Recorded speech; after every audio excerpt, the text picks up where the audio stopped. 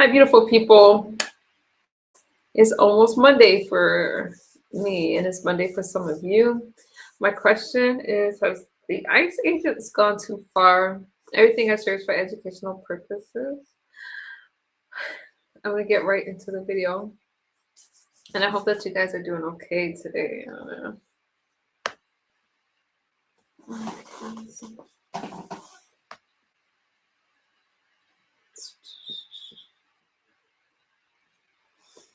I think so when I play the video, I might have to turn off my camera and my microphone because I've been having problems with it. I don't know what is wrong, but hopefully I'll get it figured out soon, and we'll talk about some stuff.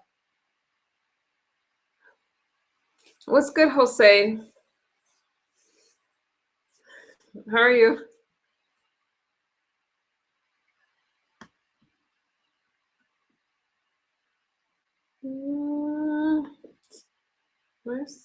There we go. All right, I'm gonna turn off my stuff. You're fine? All right. I'll talk to you guys after this clip, okay? After these clips.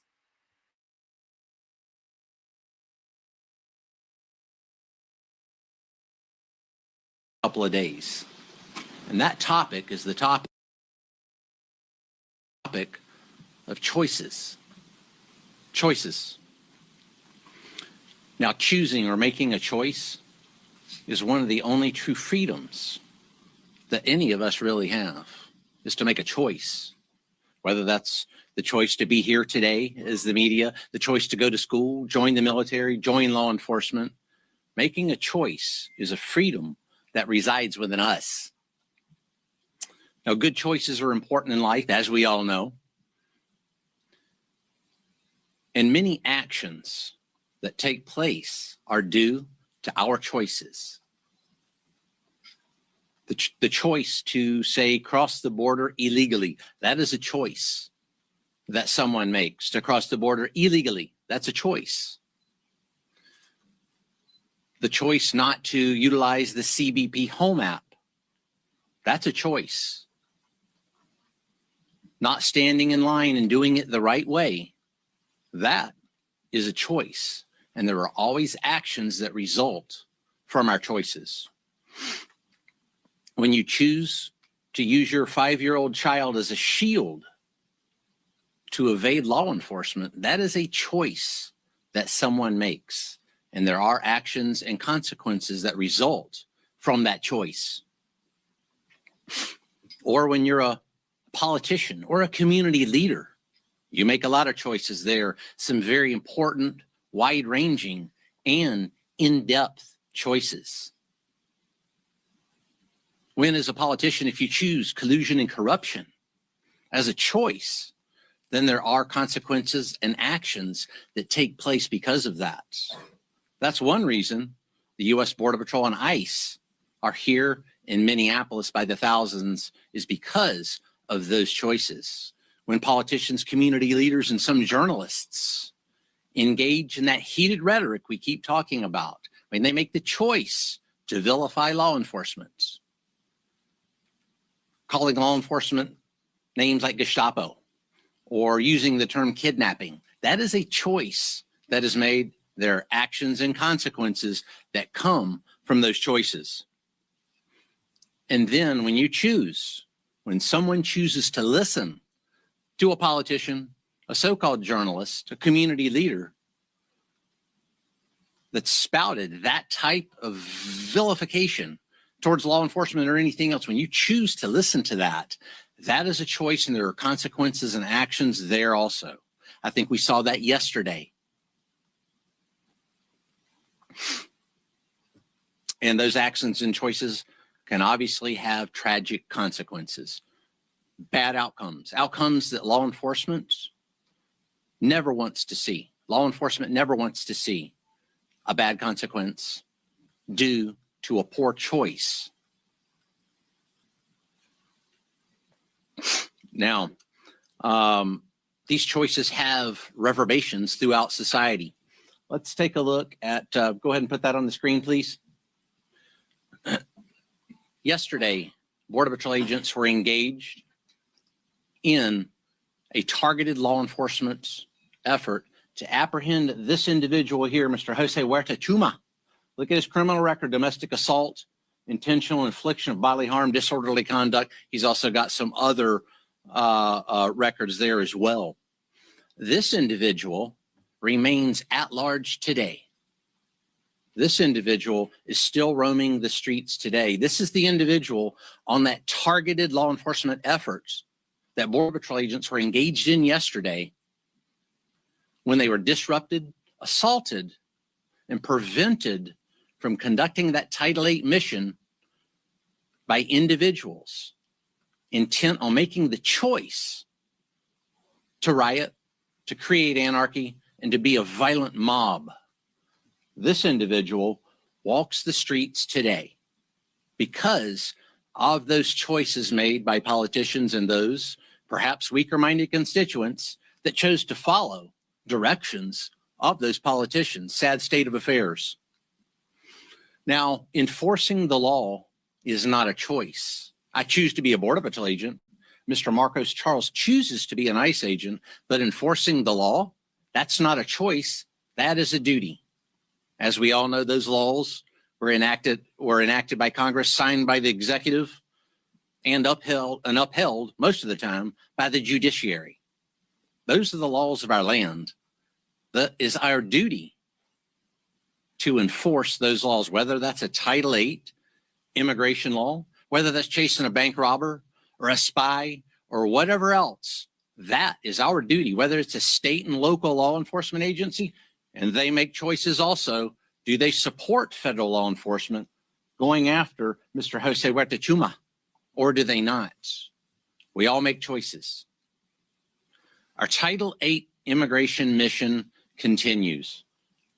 Next slide. Our Title VIII immigration mission continues unabated here in Minneapolis, despite yesterday's tragedy that was preventable by folks making better choices, politicians, journalists, and would-be anarchists and rioters.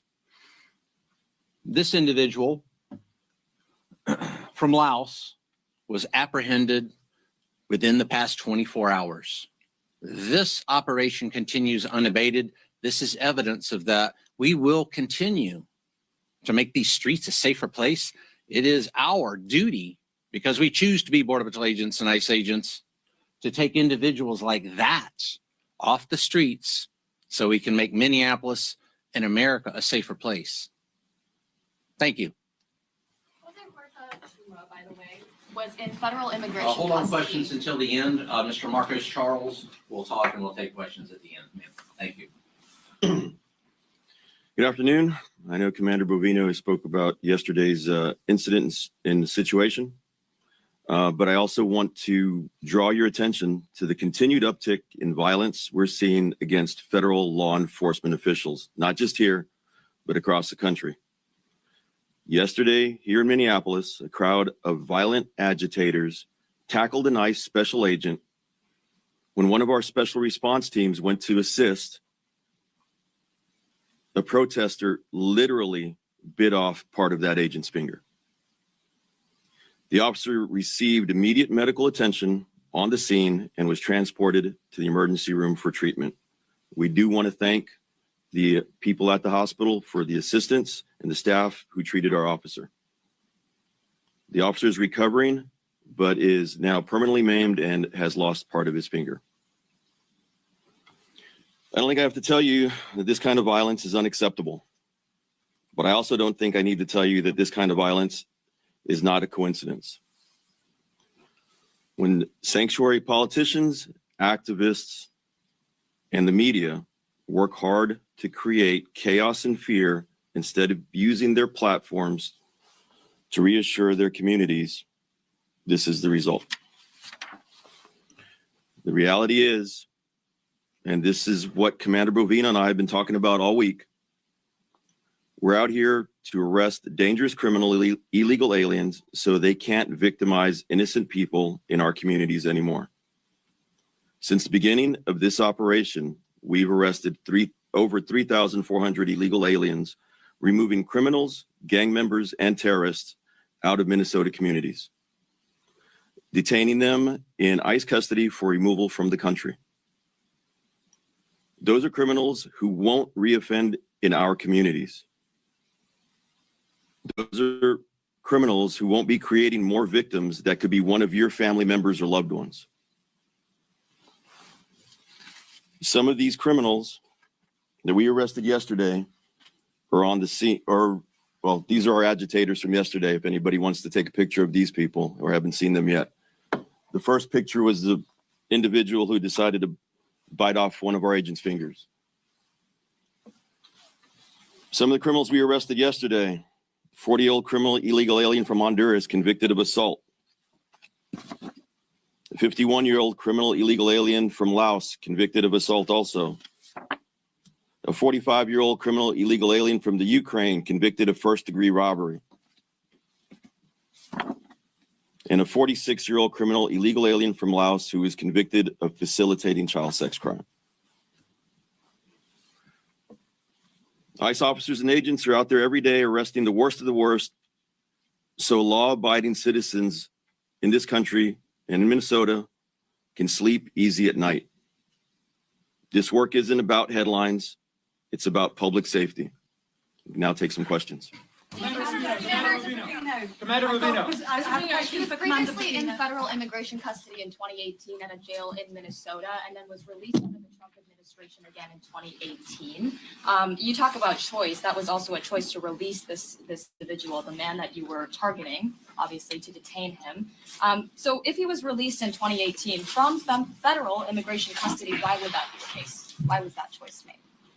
Yeah, I don't know the particular case in 2018 that you're talking about, but this individual that we want to put that back up there, please. That individual is now an illegal alien. It's my mission to find this illegal alien before he harms another American citizen and does harm. That's what I'm after there. And yet we can go back and look and blame in history. Right now, my mission is to take this individual off the street. And the main point here being is this individual is in the process of being taken into custody. Agitators, rioters, and anarchists prevented us from taking this individual into custody because of a very, very chaotic scene. This individual should be in custody right now, not out on the streets preying on Americans. That is the story that is most poignant here. Commander Rubino. Multiple videos from different angles of the I- shooting from yesterday, and at no point is he seen brandishing. I'm the sorry, weapon. repeat that, please. We have seen multiple videos from the incident yesterday from different angles, and at no point do we see Alex Preddy brandishing a weapon. DHS Secretary Kristi Noem said that he was brandishing a weapon, and in the video we see him on the ground with his hands on his head. We see an officer leaving what it appears to be with the weapon after he extracted it from Preddy's waist area. Did the officers see the weapon? Did they see him brandishing the weapon at him? Sure. Many videos out there, many different accounts that you may see, that I may see, that anybody here may see. That, folks, is why we have something called an investigation, to take what you're talking about, to take those videos, to take witness statements, to take officer statements, all those minute details that will paint a true picture, not a freeze frame concept, and paint a larger picture of what really happened. That is why we investigate, so we can get to the truth, so there's not speculation. Speculation after 24 hours, you've got a lot of speculation in there. That officer, let's think of what those agents were doing on that scene, making a split-second decision. You had 24 hours to try and armchair quarterback things. That agent had a split second to make a decision. Commander No, Rubino. no, Between your agency, Commander It's Rubino. not speculation. Who's next? Right here. Commander, was Alex Preddy armed when he was shot? Again, the investigation is going to uncover all those facts, things like how many shots were fired, where were the weapons located. All those facts are going to come out in the investigation. I wasn't there wrestling that assaultive subject that was assaulting Border Patrol agents. I wasn't there wrestling him myself, so I'm not going to speculate. I'm going to wait for that investigation to come. No, don't interrupt me. I'm going to wait till that investigation comes out until I make a decision there. If there's an investigation going on and you have not concluded, isn't it possible this was a bad shooting? Or have you already concluded for yourself that this was justified?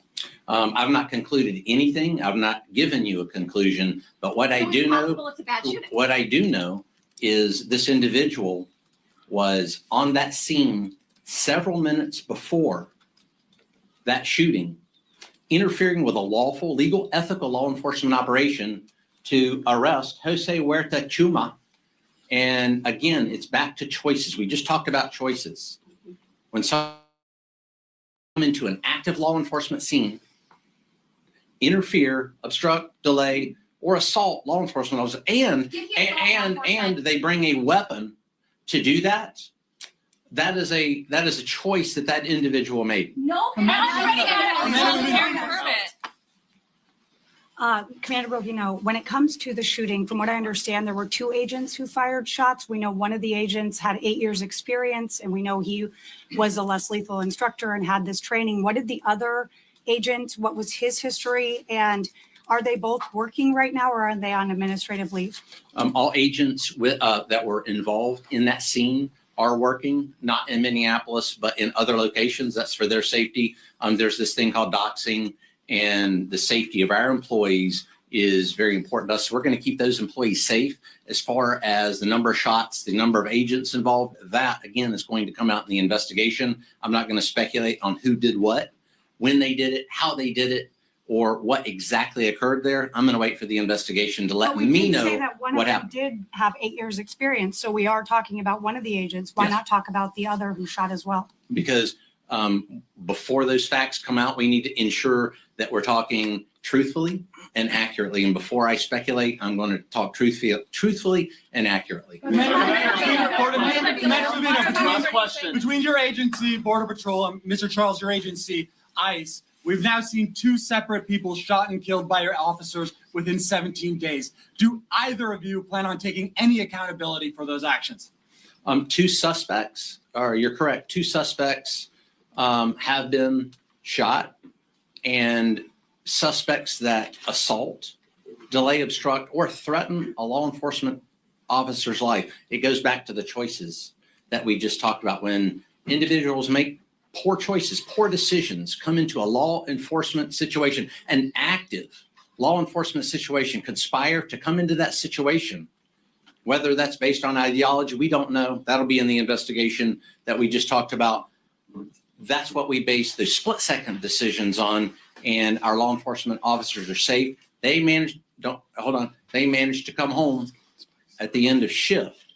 And, again, I would implore upon any individuals, whether they're anarchists, rioters, or anyone else that thinks it wise to go into a law enforcement scene to disrupt, to delay, is to don't do that.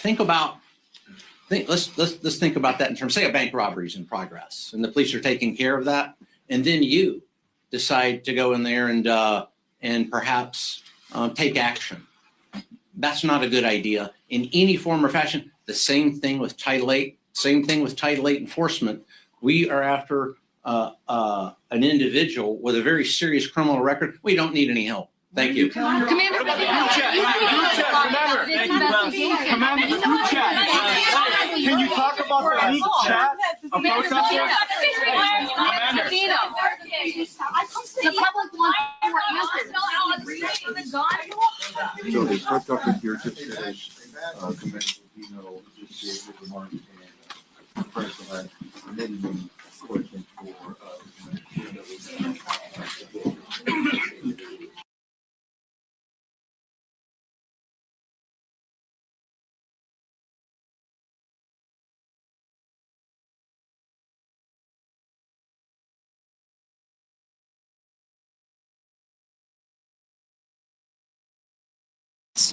We've been working together here at the FEMA headquarters and have opened our National Response Coordination Center and are working with local and state authorities to make sure that we're getting individuals and communities pre-deployed resources that they may need and also preparing them for the upcoming days, which will significantly impact them and their citizens.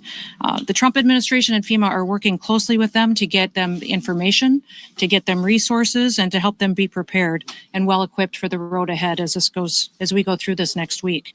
But before I take any questions and give more details on the storm and its impact, I do want to address the tragic situation that we saw in Minneapolis today that unfolded on the streets. It occurred with DHS law enforcement as they carried out their lawful duties to keep Americans safe in the threat of criminal illegal aliens in this country. At 9:05 a.m. Central Time, the Department of Homeland Security law enforcement officials and officers were conducting targeted operations in Minneapolis against an illegal alien whose criminal history included domestic assault with intentionally inflicting bodily harm, disorderly conduct, and driving without a valid license. An individual approached U.S. Border Patrol officers with a 9mm semi-automatic handgun. The officers attempted to disarm this individual, but the armed suspect reacted violently. Fearing for his life and for the lives of his fellow officers around him, an agent fired defensive shots. Medics were on the scene immediately and attempted to deliver medical aid to the subject, but he was pronounced dead at the scene. The suspect also had 2 magazines with ammunition in them that held dozens of rounds. He also had no ID. This looks like a situation where an individual arrived at this scene to inflict maximum damage on individuals and to kill law enforcement. About hundreds of protesters then showed up at the scene. They began to obstruct and to assault law enforcement officers. We saw objects being thrown at them, including ice and other objects, and a rampant assault began, and even an HSI officer agent's finger was bitten off. Crowd control measures were deployed to bring safety to the public and to law enforcement at the scene. And once again, I want to remind everybody that this situation and this tragedy did not have to happen.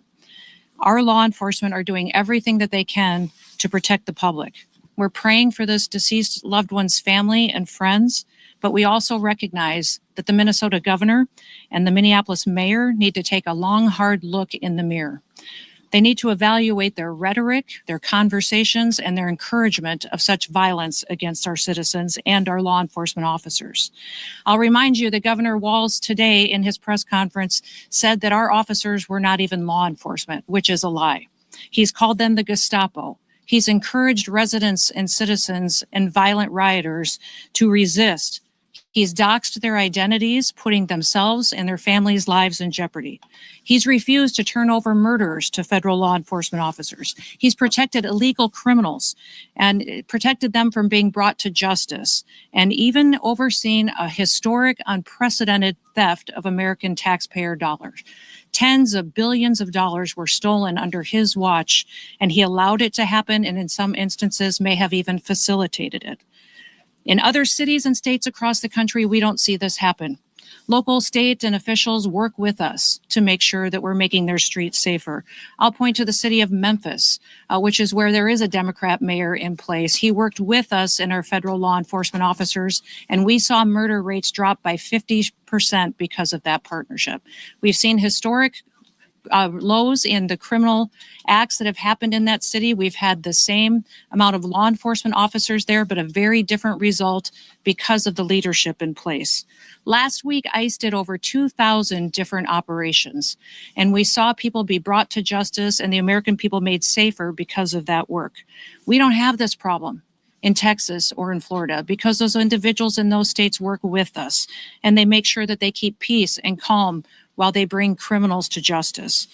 In Minneapolis, Governor Walz and Mayor Frey, they instead choose violence. They instead choose to encourage the destruction of their city and the crime against their people.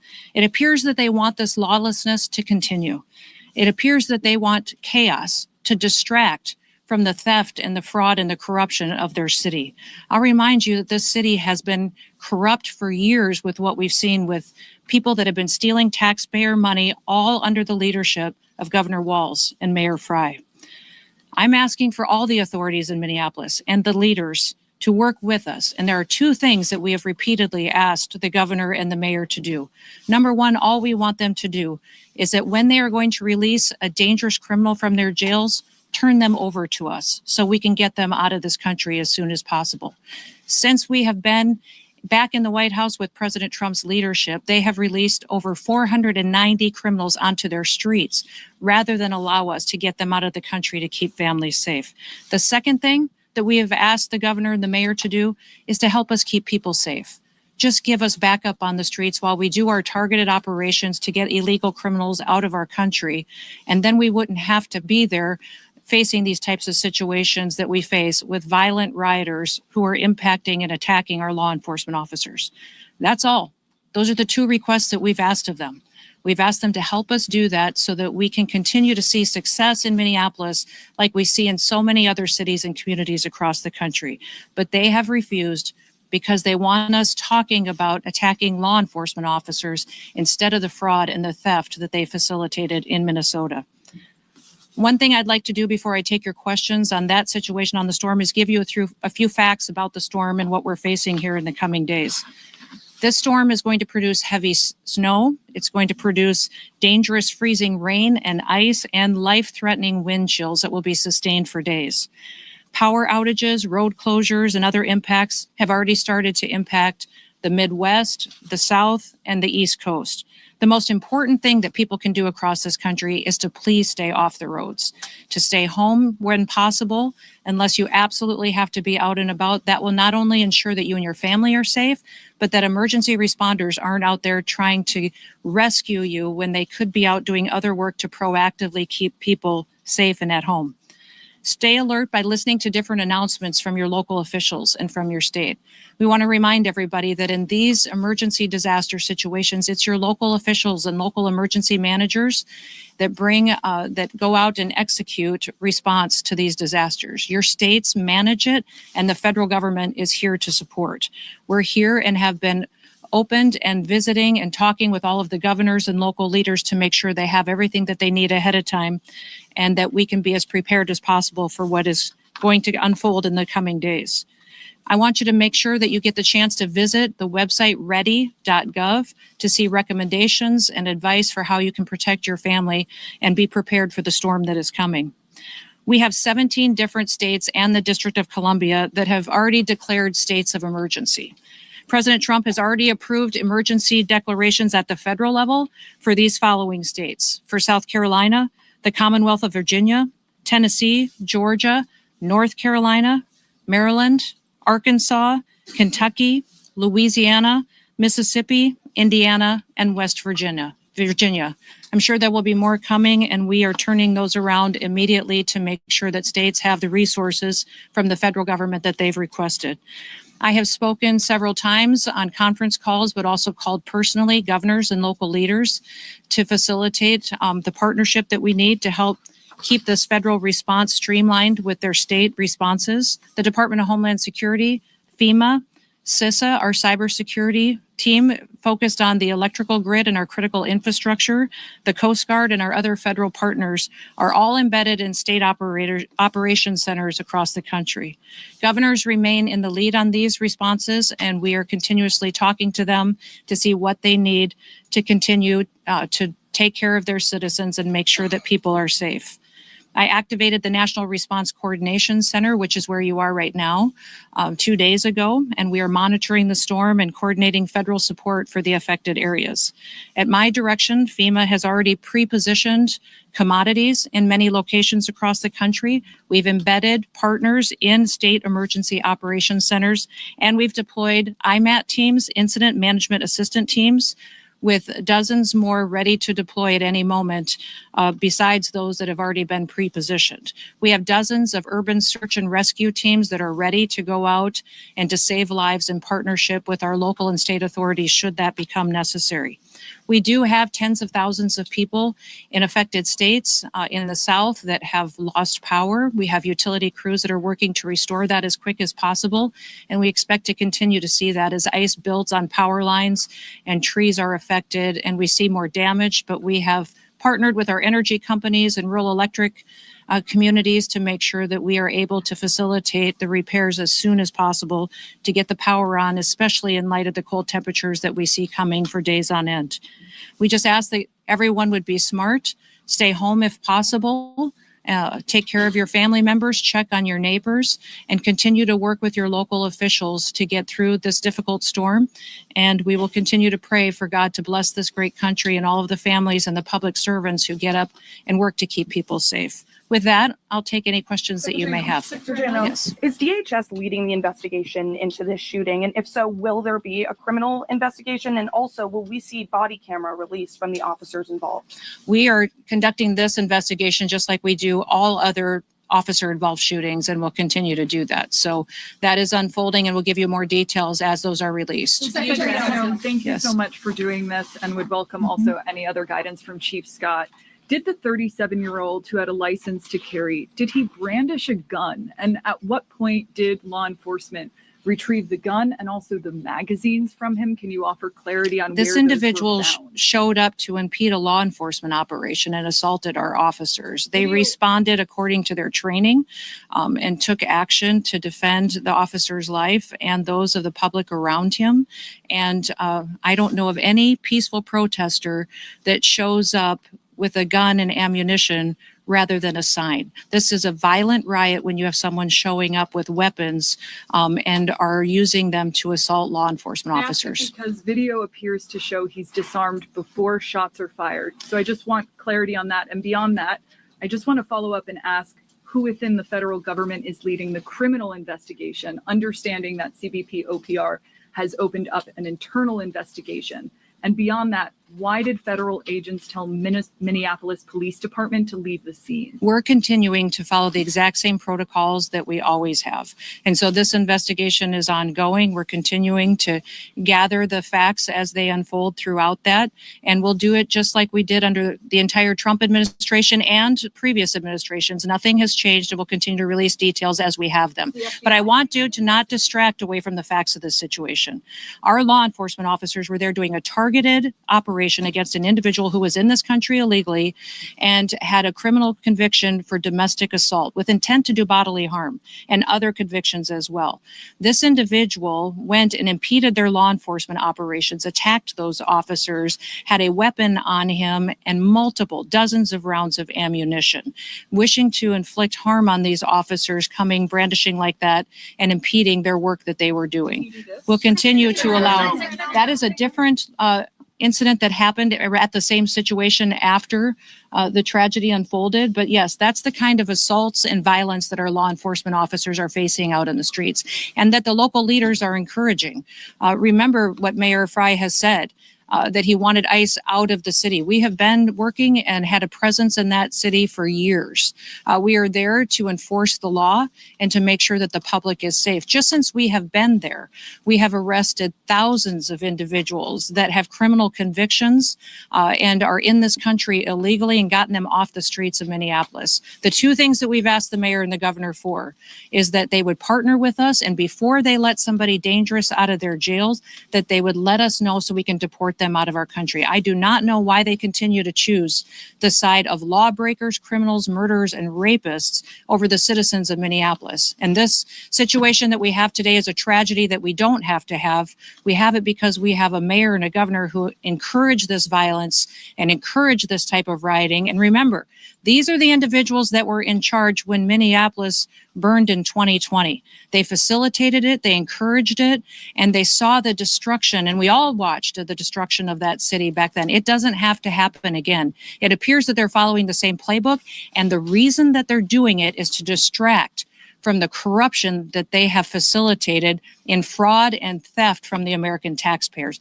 Tens of billions of dollars they have been funneled into criminal pockets and stolen from vulnerable people that needed these programs to take care of their children, to go out and provide services to individuals that were developmentally disabled, people that needed programs that the federal government has to take care of those that are less fortunate and need it. And instead, Governor Walz and Mayor Fry allowed that kind of theft to continue, and now they want to perpetuate violence against our law enforcement officers to cover it up. Secretary, Yes.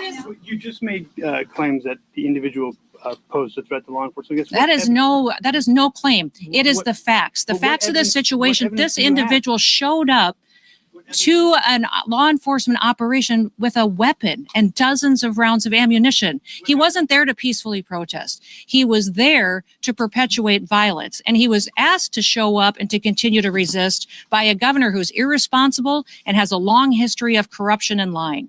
And we won't stand for it anymore. These law enforcement officers take an oath. They get up every single day and they go out to protect the public. Many of these individuals live in their communities. And this mayor and this governor have doxed them. They have allowed people to threaten them and their families and expose their identities in order to instill fear and violence. And that's not what America is about. We're going to continue to tell the truth about Minnesota, Minneapolis, what happened here, the theft over the last many years that these leaders have facilitated.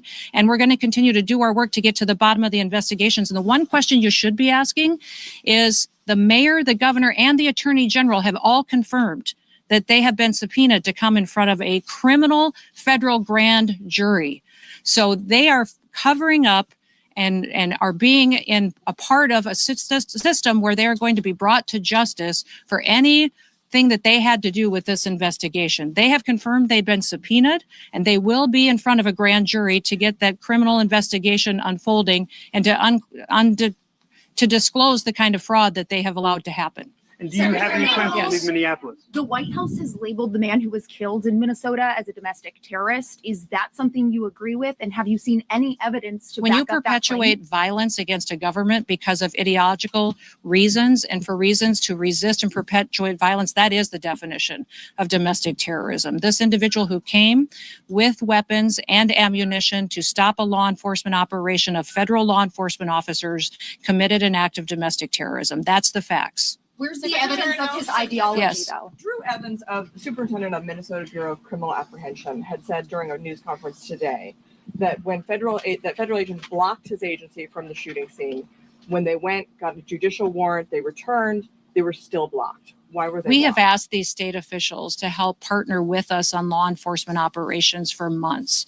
Ever since President Trump came into the White House, we've asked them for their partnership to stand alongside of us so we could do targeted operations against criminal illegal aliens and to help us make their streets safer. They have refused over and over and over again, and they have perpetuated a narrative that is absolutely false. And our federal law enforcement officers will continue to do their work, and they'll do that to make America safe again. Secretary, Yes. Thank you. Sorry, this is the second DHS law enforcement operation shooting that's happened this year. There was another incident in Portland. 5 people have also died in immigration detention so far this year. Why is immigration enforcement becoming so deadly under your tenure? Immigration enforcement is exactly what the American people asked for. When we had a Democrat administration in the White House that facilitated an invasion of millions of people over our southern border and let people come into this country that were completely unvetted. We know for a fact that we had hundreds, if not thousands, of terrorists, suspected terrorists, criminal organizations and gangs that came in and have been committing criminal activities against American citizens for years now, that the American people said enough is enough. We want them out of our country. We want them brought to justice. And they trusted President Trump to go out there and to make America safe again. It is absolutely false to say that there's more incidents with our law enforcement than there was in history before. In fact, our accuracy and our operations are being conducted in a manner that is historic for accuracy and taking care of people and doing so safely. So the narrative with the press that they've perpetuated that we have more individuals that have been jeopardized or that our detention centers aren't at the highest standards is absolutely false. Our detention standards and the people that are being taken care of there are at the highest level they've ever been. They exceed state and local standards, and we'll continue to do that and make sure that people have the facts around how people are treated when they're brought into detention, and then we take them home. Secretary, Yes. a question on the storm. We've seen some reports about witnesses being taken to the Whipple Federal Building in Minneapolis. Could you explain why the witnesses of the shooting this morning have been taken to that building? The witnesses to the, are you talking about the ones that have been detained that are illegal aliens? No, the witnesses, I think, to the event in Minneapolis. I won't speak to the investigation and the details, and those will continue to unfold, but I do know that we're continuing to follow the same protocols that we always have. Secretary Noem. Was there a question back here on the storm? Does anyone have a question on the storm? We are at FEMA headquarters. Secretary Noem, Yes. if these are targeted arrests, why are these immigration agents going after civilian protests out of their way? And second, This is your individual agency- impeded the law enforcement officers and attacked them. State the facts as they unfolded on the street today. We were doing a targeted operation against an illegal criminal, and this individual came with a weapon and dozens of rounds of ammunition and attacked them.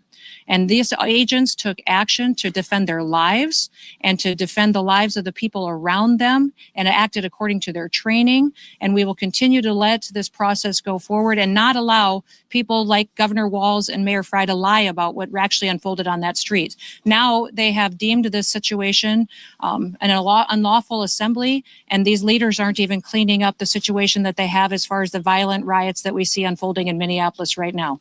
They need to be strong, take action, protect their citizens, and partner with us to go after these criminals that perpetuate violence and to keep our law enforcement officers safe. Let's all be grateful for people who take an oath every day and they go out to enforce the laws. That is their job, is to enforce the laws and to make sure that there is consequences for breaking the law in this country and that it applies equally to everybody. That is what they do. They do it every day. They do thousands of operations every single week, and they do it with excellence. Don't let political corrupt leaders who are just trying to cover up their theft of American taxpayer dollars try to distract you from the facts of the situation. One more question right here. Governor Tim Walz said he told Susie Wiles that Minnesota would take the lead on this investigation. Are you working with local law enforcement on the investigation? This is the same protocol we'll always follow. Who would trust Governor Walz at this point? The man has stood up and encouraged resistance. He has refused to partner with us. He's sacrificed his citizens' safety and their well-being by choosing the side of people who break the law and who steal money and who perpetuate violence. He has chosen all of that and backed an administration previously that allowed an invasion of our country. We need to partner with people who truly understand that the law is the law, and in the United States, we will keep people safe. Thank you. Last question. Move the president closer to invoking the Insurrection Act? The president will use every tool that he needs to follow through on his promises to the American people.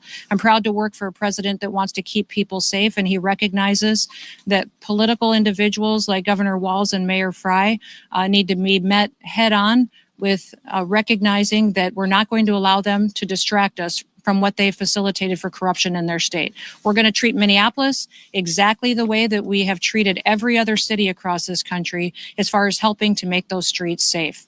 Remember, we have other cities with Democrat mayors, Republican mayors that we worked well with together. We've driven down the crime rates. We've driven down the murder rates. We have continued to keep people safe, and we have stopped hundreds of millions of lethal doses of drugs from killing our children, and have continued to do operations to make sure that we're protecting them, our kids and our grandkids, from the criminal networks that Joe Biden let in and leaders like Governor Walz allowed to be successful and to thrive on the streets of Minneapolis. It's going to stop. All of the control in this situation is in Governor Walz's hands. Partner with us on, before you release a murderer out onto the streets, give them to us so we can get them out of our country. We are focused specifically on child pedophiles and sexual assault and trafficking rings in Minneapolis, have brought dozens and dozens of them to justice. Why is he protecting them and refusing to work with us? All he has to do is, before you let somebody out of your jail onto the streets, is give them to us so we can get them out of our country. The second thing is just keep people safe. Work with us so that we can go get these criminals and get out of there and not have to worry about our law enforcement officers getting attacked by individuals with guns and ammunition and weapons and assaulting and doxing them and their families. We'll continue to do all that we can. We also want to continue to make sure that everybody recognizes this storm is significant. It's the largest storm that we've seen impact the most states and this big of a population in possibly decades. So we want everybody to recognize the seriousness of it. Please stay home with your family. We will continue to give you announcements. We'll continue to work with your governors to get the resources that you need. Go to our website, ready.gov, and get a list of recommendations from us, but continue to pay attention to your local officials, and we'll continue to have conversations with every one of your emergency management directors and your governors to make sure that they're supported throughout this process. Again, it's going to be very, very cold. So we'd encourage everybody to stock up on fuel, stock up on food, and we will get through this together. With that, thank you, and we'll talk again soon. Thank you.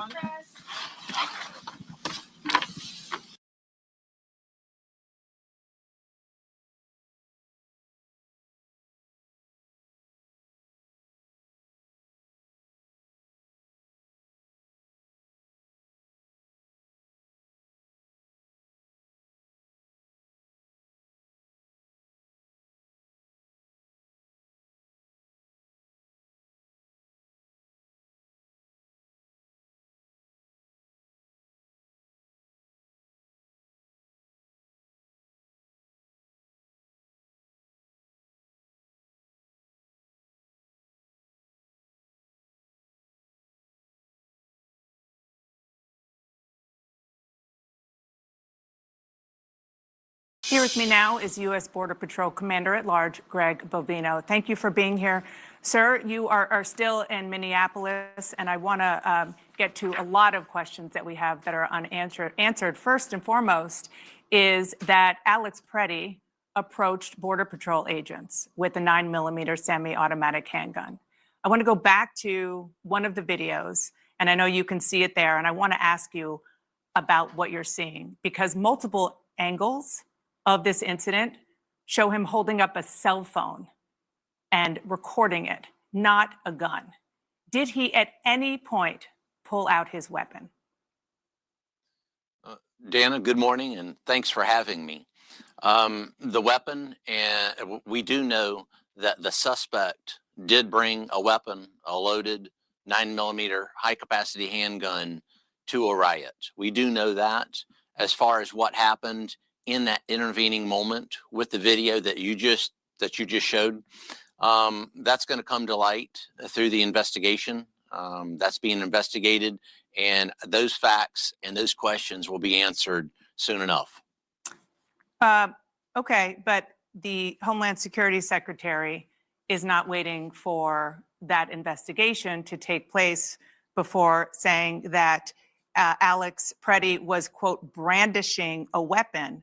Let's go to video 7, because, of course, you know this far better than I. The definition of brandishing is waving or flourishing something, especially a weapon, as a threat or an anger and excitement. That's just a still photo of what Alex Preddy appears to be holding.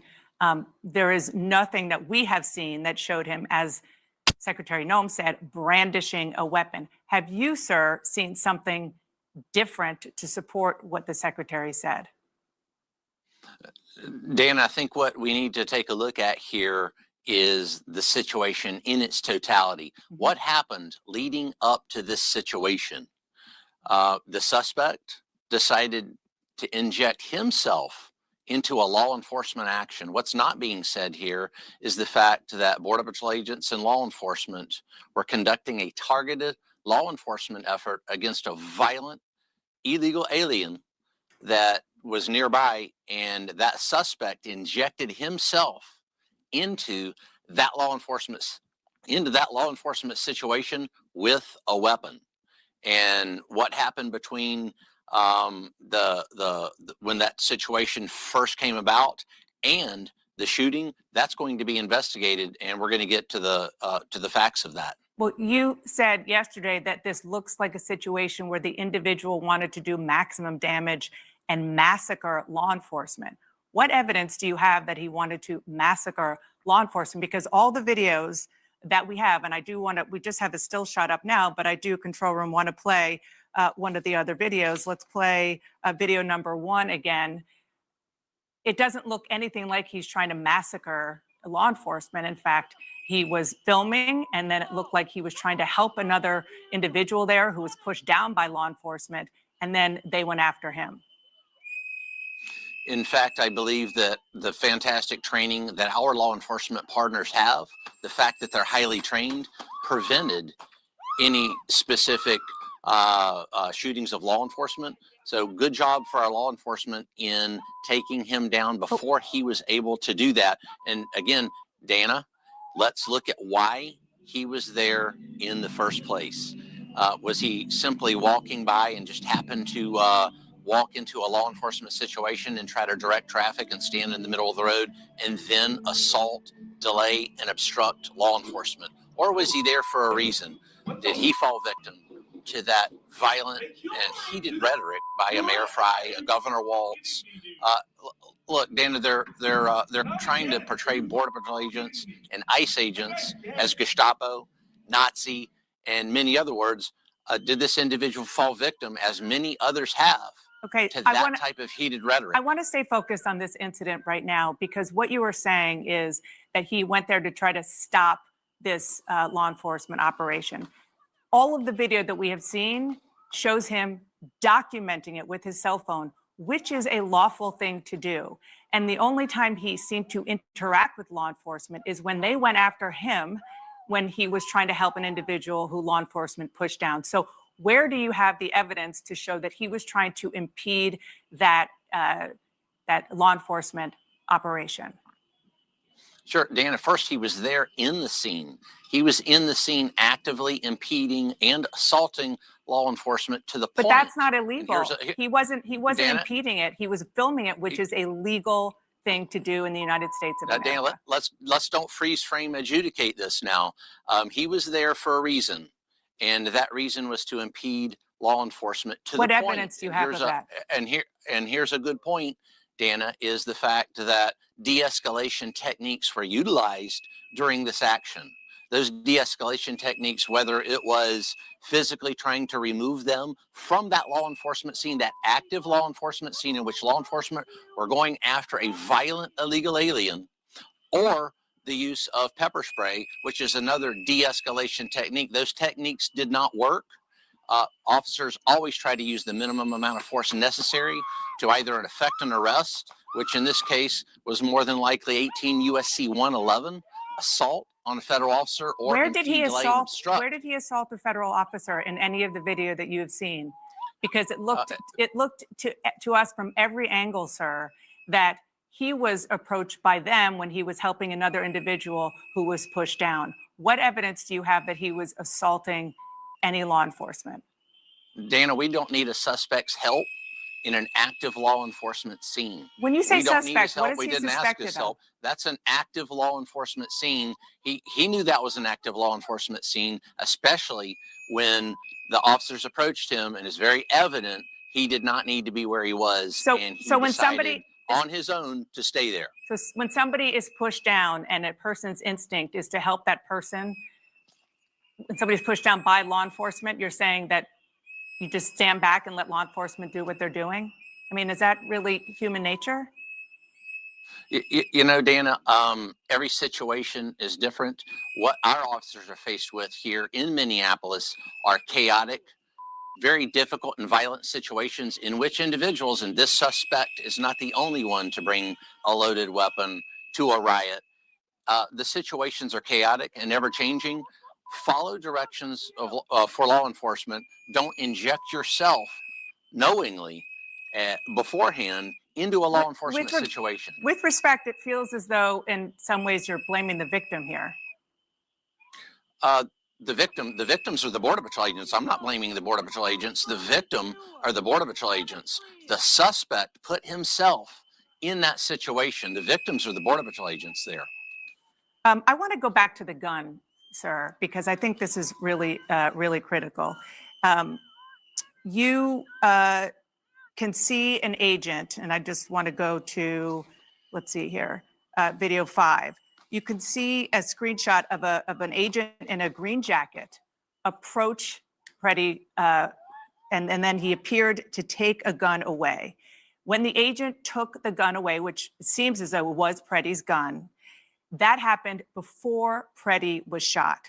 Why was an unarmed man shot multiple times by law enforcement, by your Border Patrol agents?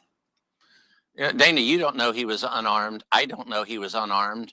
That's freeze frame adjudication of a crime scene via a photo. That's why we have investigators. That's why we have an investigation that is going to answer those questions. How many shots were fired? Who fired shots? Where was the guns? Where were the guns located? All those questions are going Sir, to I be just answered. want, I think you can see the screen. In the investigation. we're We're not going to adjudicate that here on TV in one freeze frame there. Okay, it's not a freeze frame. We're showing a video of one of your agents taking the gun away, and that happened before Preddy was shot. We don't know that agent was taking any gun away. That could have been the agents, because we don't know that. The facts are going to come to light. So you're as to what disputing the video, exactly that that's what happened? with an investigation. That's why we investigate. Well, with respect, you say that's why we investigate, but you're also drawing other conclusions that sort of fly in the face of waiting for an investigation. I just want to also go back to what I was asking about with regard to what Secretary Noem said, that he was brandishing a gun. At any point, do you have any evidence that, yes, he had a gun on his person? Was he brandishing it? Was he a threat because he had a gun in his hand that put law enforcement in danger? Dana, we heard the law enforcement officer say gun, gun, gun. So at some point they knew there was a gun. So again, that is going to be part of that investigation as to what was happening on the ground there between those victims, the Border Patrol agent victims, and the suspect. Both the police chief in Minneapolis, O'Hara, and Governor Walz say Preddy was legally licensed to carry a concealed weapon. So are you saying it's not okay for him to exercise his Second Amendment right, not to mention his First Amendment right to be there in the first place, but his Second Amendment right to carry a gun? And if you do, you can be shot by federal law enforcement? No, I didn't say that, Dana. I never said that. What I'm saying is we respect that Second Amendment right, but those rights don't count when you riot and assault, delay, obstruct, and impede law enforcement officers, and most especially when you mean to do that beforehand. How do you know that? When you mean to do that beforehand, when you show up to an active crime scene, don't leave the crime scene and you're armed, then you've got the decision-making process for that individual doesn't seem to be very good. Now, back to the Second Amendment. What you're saying about the Second Amendment is peacefully protesting with firearms. Absolutely, I've done that myself, and fully support that. But not when you perpetrate violence, obstruct, delay, or obfuscate Border Patrol in the performance of their duties in an There's active no crime evidence that scene. he was perpetrating violence. And there's no evidence, unless you have it, and we'd love to see it if there is, that he was intending to massacre law enforcement, other than the fact that he was there and he had a gun lawfully. He meant to be there beforehand. Again, Dana, he came there beforehand. How do you for know that? a reason. How do you know that? Because he was there. But all he Because was doing there. was filming It's and very documenting evident. it, which is legal. He was carrying a gun, which in Minneapolis I didn't is say legal. it wasn't. And I didn't say it wasn't legal. So But then what did he do that was cannot illegal? assault federal law enforcement when he does that. That's an active law enforcement crime Where do you scene see in the video that he was decided to enter into. Where do you see in the video that he was assaulting law enforcement? Because from everything we have seen, law enforcement was assaulting him when he was there trying to help another individual. Dana, law enforcement doesn't assault anyone. Follow directions of law enforcement. Follow directions of law enforcement in an active crime scene. It's very evident he didn't want to do that. Very evident that the other individuals didn't want to do that. And it's too bad the consequences had to be paid because he injected himself into that crime scene. I can't say that enough. He made the decision to go there. We didn't make the decision to talk to him. We didn't even know that individual was in existence until he came into that crime scene. I want to go back to video number 1, because you keep saying that he injected himself into the crime scene. He was a guy on a street filming an operation. He was far away. He wasn't on the crime scene. And what I want you to see again is that law enforcement appears by the video we have to be approaching him and the person who is next to him, not the other way around. And so what I want to know is, what evidence do you have that he went after law enforcement? Sure. The fact that he was standing in the middle of the road, there was interaction between him, the bystanders, and law enforcement, and again, follow directions of law enforcement. He doesn't need to be in the middle of a crime scene. Dan, I don't think you would want to be in the middle of a crime scene, or you would want civilians in the middle of a crime scene injecting themselves into something that is none of their business at all. Can you also just answer the question about the gun?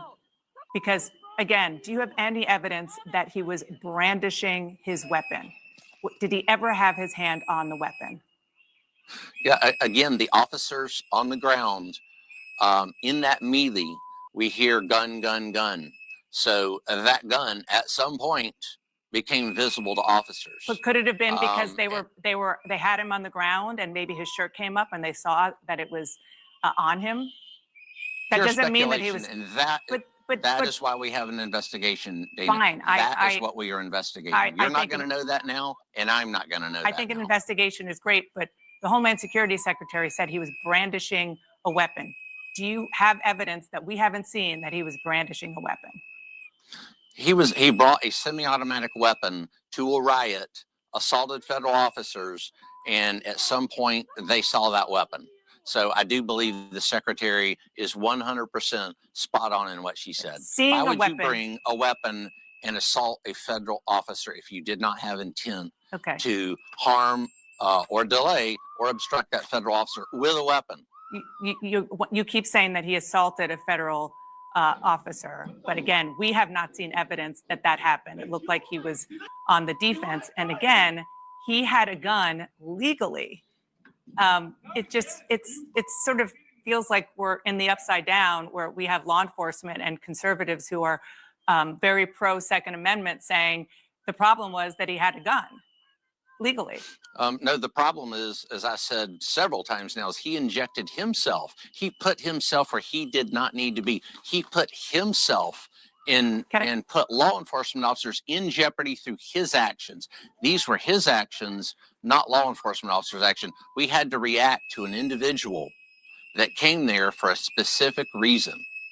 And again, what that reason is, we're going to find more out about that in the coming days. I'll be interested to see what his reason for being there, while Border Patrol agents were arresting a violent criminal illegal alien doing their lawful, ethical, and moral duties in Minneapolis. That's the question. Well, but the question is also, why is an American citizen now dead for the second time who was there to document, in this case, and clearly to be there as a bystander, which is It's his not First clear. Amendment right. He wasn't there to clearly document anything. Don't socially engineer the topic, Dana. He was not there to document. Appeared he to came be. there for That's a fair. reason. Appeared and to be. he obfuscated and delayed officers there I on wanna the ask- scene. I wanna That's ask- pretty evident to me. I want to ask you about your agents. You said that this was a highly trained agent who had been served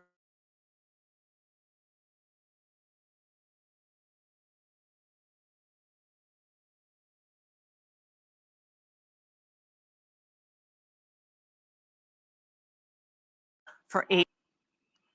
Yes, all of our Border Patrol agents are trained in all for all types of environments, including urban policing. This particular Border Patrol agent had 8 years with some specific skill sets there with both firearms and less lethal munitions. Also, let's take a look at the training and the environments that Border Patrol agents operate in. We operate in places like San Diego, California, Tucson, Arizona, New Orleans. All those have Border Patrol sectors. Detroit, Michigan. We've got Border Patrol sectors in Buffalo. So this myth, and I saw this just last night on CNN, this myth that Border Patrol agents don't work in urban areas is just that. It's a myth. We're well adept at urban areas, conducting that Title VIII immigration enforcement wherever we go. It doesn't matter if it's a desert or an urban environment. We're very well adept at doing that. Is the agent or agents, is it your understanding that more than one agent fired a weapon at Alex Preddy? Again, that's going to be part of the investigation. I'm not going to speculate on how many shots or who shot or that type of thing because I don't know. Are the agents who were involved still on the job? Yes, they're these Border Patrol agents are going to more than likely be on administrative duty, but they What does will that remain mean? Border Patrol agents. What Yes. does that mean? So they'll Yes, be off the streets for a bit? Not in Minneapolis, they will, but only in Minneapolis. Here, they'll be at a different location. Okay. And before I let you go, I just want to button up one point that you were making about what Alex Preddy was doing there. Do you accept that it is the law that an individual has a right to film what law enforcement is doing? I believe that all citizens of the United States have those First and Fourth Amendment rights as long as they do so peacefully and don't delay, obstruct, or assault anyone in doing that. And that's the issue here because he was not peacefully doing anything. All right. And just for the record, and we've seen this video multiple times from multiple angles, there is no evidence that he was doing anything other than being peaceful until the altercation began. Again, I look forward to seeing the other evidence in the investigation that you have, because we do want to get to the bottom of this and do want to get all of the facts as they actually happened. Chief Bovino, thank you so much for your time. I really appreciate you being here and answering questions. Thank you, Dana.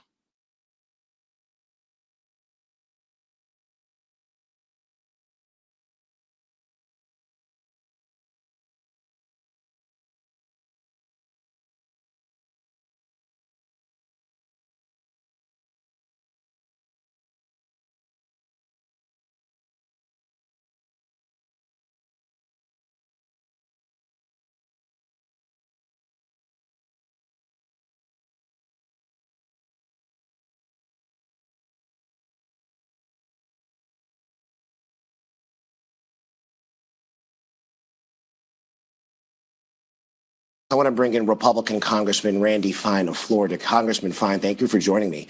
You've supported the federal immigration enforcement activity in cities like Minneapolis. So I want to first ask for your reaction to what we've seen there in the last 24 hours. Yeah, I think there's a simple lesson. Don't bring a gun and get in the face of ICE agents. When ICE agents are focused on getting illegal immigrants who are criminals out of our country, people should get out of their way so they can do their job, just like you would do with any form of law enforcement. If you do that, you're going to have problems. And that's what that guy learned yesterday. Now, I also want to ask you about what we've heard from some Trump administration officials just today. FBI Director Kash Patel said Americans cannot bring a loaded firearm to protests. But doesn't that contradict both the Second Amendment and the open carry laws of Minnesota? Your state, Florida, is also an open carry state. Sure. So I didn't hear Kash's statement. What I would say is this: you can carry, and I don't have a problem with that, but I would not get into a fight with a federal law enforcement agent while carrying. That is what this guy did. He wasn't wandering down the street and ICE ran up to him. He chose to engage and get in the face and get into a physical altercation while carrying a gun. That is called stupid, and no law should tell people not to do that. Well, from the video we just saw, would you characterize what we saw yesterday as an organized protest? Just before Alex Preddy was taken to the ground by multiple people, he appeared to intervene to assist another person that was pushed to the ground. Would you characterize that as a protest? When it's physical, it's not a protest. And this was physical. Your own definition, what you just said, you've made clear you do not think it was a protest either.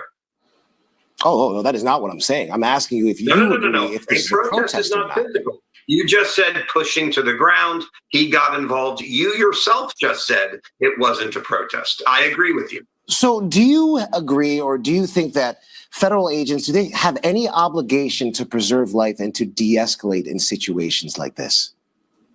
I'm not sure how you de-escalate situations when people get in your face, start pushing you and engage in things, and they're carrying a gun. The responsibility of that is on the person. There's simple common sense. Don't engage in any form of law enforcement when you're carrying a gun. These people are simply trying to deport foreign invaders who are in our country illegally and refuse to leave. So do you They believe should there be- should be a new set of rules for people who decide to conceal carry in states that allow it?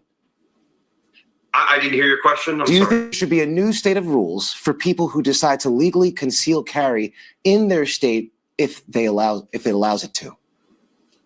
I don't even understand your question. I would say this: people should be allowed to concealed carry, but you shouldn't run up to a federal law enforcement officer while carrying a gun. In any of the videos that have been released so far to the public, have you seen any video where Alex Preddy allegedly, as you're saying, ran up to those ICE agents and confronted them? I'm not sure if I've seen that video.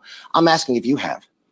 Of course, that's what he's doing. He's going up to them with the camera. He's getting involved. He's getting in their face. That's exactly what the video shows, is him getting involved. When law enforcement is doing their jobs, people should keep their distance. Minnesota state and local officials, they're calling for ICE to leave Minneapolis. Do you think their continued operations there are addressing a clear issue?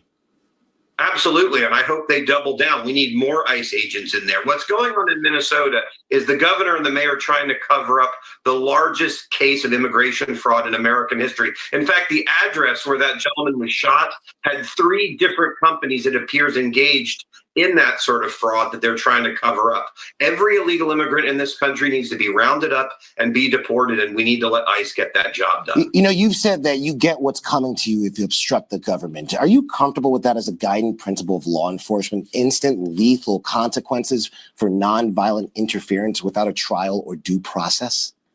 I think you've dramatically taken out of context what I've said. I think if you run up you've to law come out and said enforcement that officer and you you're get carrying what's a coming gun- to you if you obstruct the government. That is a quote from you. I'm not making this up. That is not what I said. That's absolutely not what I said. But if you try to run over an ICE agent with your car, if you run up to ICE agents and you're carrying a gun, these are decisions that the person made that ended up in bad results. Had this guy kept his distance, none of it would ever have happened. I blame him, not law enforcement, simply trying to deport foreign invaders. You've introduced the ICE Act that would make it a criminal offense to impede ICE operations. Would the incident with Preddy that resulted in his death fall under that act?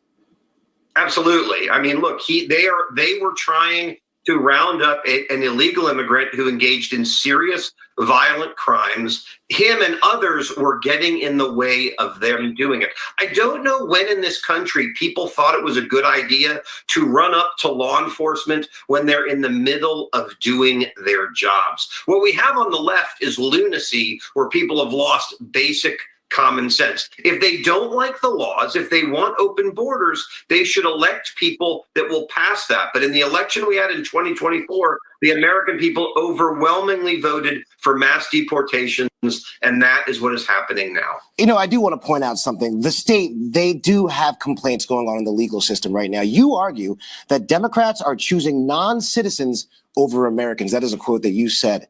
Now, the state's complaint details schools going into lockdowns, businesses closing, local police pulled off their duties to handle ICE-related chaos. How is that putting American citizens first?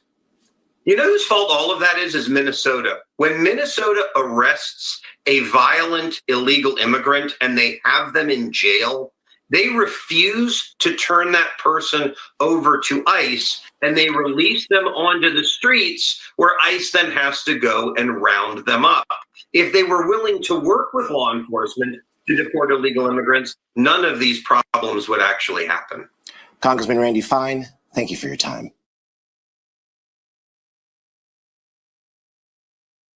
Another American citizen.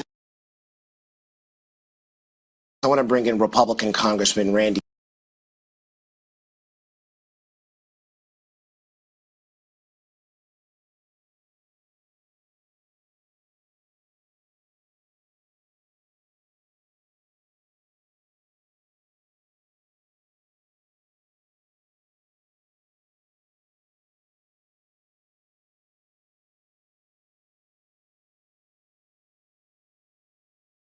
Tonight, Minnesota is on edge yet again after the fatal shooting of an ICU nurse by immigration agents. The community gathered in Minneapolis early today for a vigil to honor Alex Preddy. A friend and mentor is describing the 37-year-old Preddy as a good citizen whose life was just starting. ABC's Trevor Ault is on the scene in Minneapolis again tonight, and we do want to warn you that some viewers may find the videos disturbing. Tonight, heartbreak and outrage in Minneapolis after another person was shot and killed by federal agents.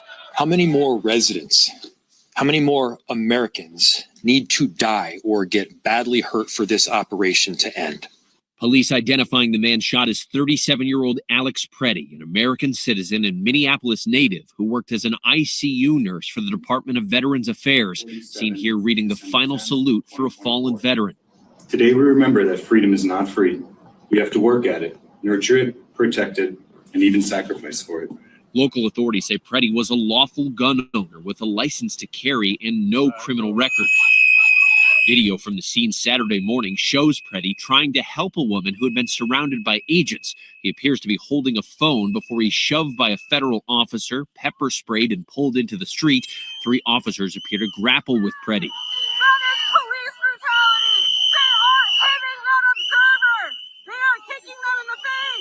One agent appears to repeatedly hit him. One agent appears to draw a handgun, and another agent appears to remove a gun from Preddy's waistband. Graphic video then shows an officer firing as Preddy is on the ground. The officers backing away and continuing to fire. What did you just do? An independent audio analysis found 10 shots were fired in less than 5 seconds. A doctor who says they treated Preddy at the scene, saying in an affidavit the victim had at least 3 bullet wounds in his back, an additional gunshot wound on the victim's upper left chest, and another possible gunshot wound on his neck. We believe that Donald Trump needs to pull these 3,000 untrained agents out of Minnesota before they kill another person. Border Patrol officials said the shooting happened while they were conducting a targeted operation for a person in the country illegally. They claim Preddy approached Border Patrol agents with a 9mm semi-automatic handgun seen here, along with 2 magazines, and said agents attempted to disarm him, but he violently resisted.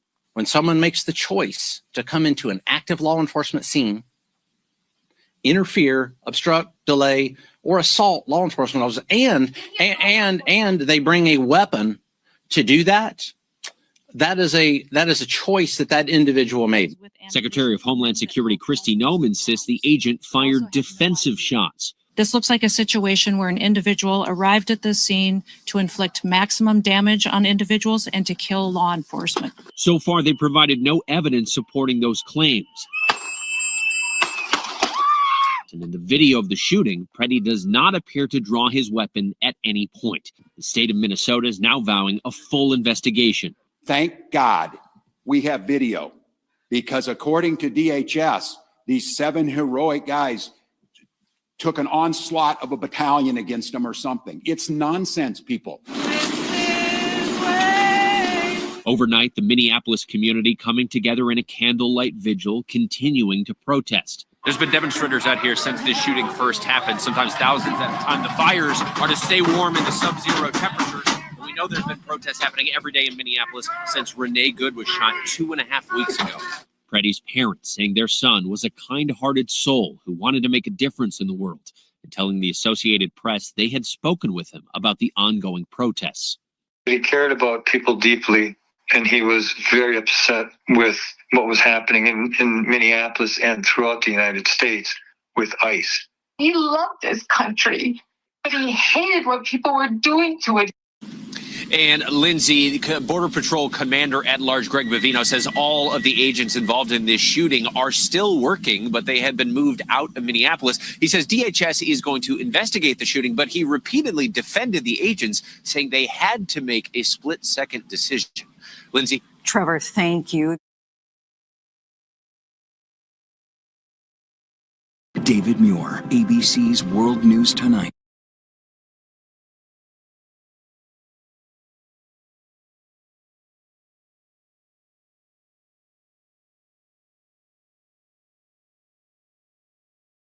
There are growing calls for an independent investigation into that fatal shooting. Let's get right to ABC's chief investigative correspondent, Aaron Katersky. Aaron, what are you learning tonight? The Department of Homeland Security's own use of force policy, Lindsay, does dictate how videos capturing the shooting could be analyzed frame by frame in an investigation. First, a federal officer must have a reasonable belief the suspect poses an imminent threat.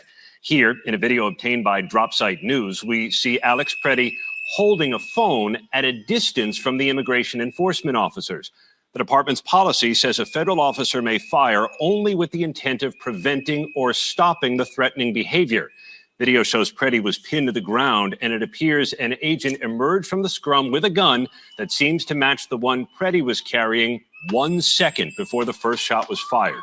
The use of force policy also says the shooting should stop once the threat is neutralized. Even gripping or pointing a gun alone does not justify a federal officer firing his gun. But Lindsay, within 5 seconds, Preddy was shot 9 more times. So what can we expect to happen at this point? The Department of Homeland Security says it is leading the investigation with support from the FBI, but the Trump administration declared almost immediately the shooting was justified. A federal judge in Minnesota has issued an emergency order barring federal officials from destroying evidence. Local leaders want any evidence turned over to them. But at this point, Lindsay, it's not clear who, if anyone, will be held accountable. A lot more to this story, Aaron. Thank you so much.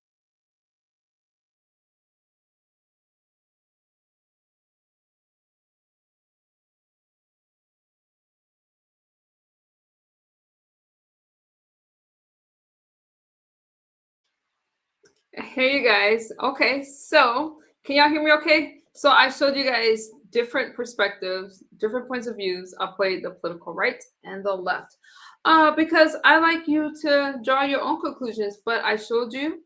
Now, if you guys, my question was, has ICE gone too far? Some people say yes, and some people have said bring more ICE agents in. So let me see what you guys are saying. Yes, he had a license for his gun. Dr. Manhattan, what's good? You guys know I like to stream with my camera on, but I'm having some technical difficulties. Sammy, thank you. Okay, you guys, let's see what y'all have to say about this. Some people are saying more ICE. So my question again was, has ICE agents gone too far? I'm going to tell you this. He was a nurse. May he rest in peace. The Nurse Association has put out a statement. I have that statement if you guys want it. And they're obviously very touched by this. I do not agree. Thank you, Leland. Thank you. I wanted you guys to have both sides. I don't ever agree with anybody losing their life. However, I just dropped my phone. However, the ICE agents are out there doing their job. No, his life was not taken by ICE agents. It was taken by Border Patrol, and it's really important to remember that ICE is not the only federal agency out there enforcing the law. This one was Border Patrol, and Border Patrol has been there for a long time. We have the right to bear arms, but the tensions are already there. So to show up at a protest with a weapon, some may argue that wasn't peaceful. Some may, and others may say, hey, you know what? They unarmed him. They took the gun away. So there was no reason to use force. So I'm going to follow this and watch it. I'm going to look for more footage on it. And that's what I'm going to say. Dr. Manhattan says, my view, 9 times is too much and they should be punished. Okay. As far as I know, Dr. Manhattan, I think, is Republican. So, okay, I'm against the protest. You're against the protest? Well, I don't like the protest, but we're allowed to have a peaceful protest. So I can't be against protests if that's the Constitution. And we're allowed to, this is America and this are American values. So I can't be against a protest. I do not think it's a peaceful protest when you're out there honking your horn, disturbing other people's peace, parking your car in the middle of the road to not allow ICE agents to do their job. That's not peaceful. Let them breathe. Let them breathe. ICE have mass proof. Okay.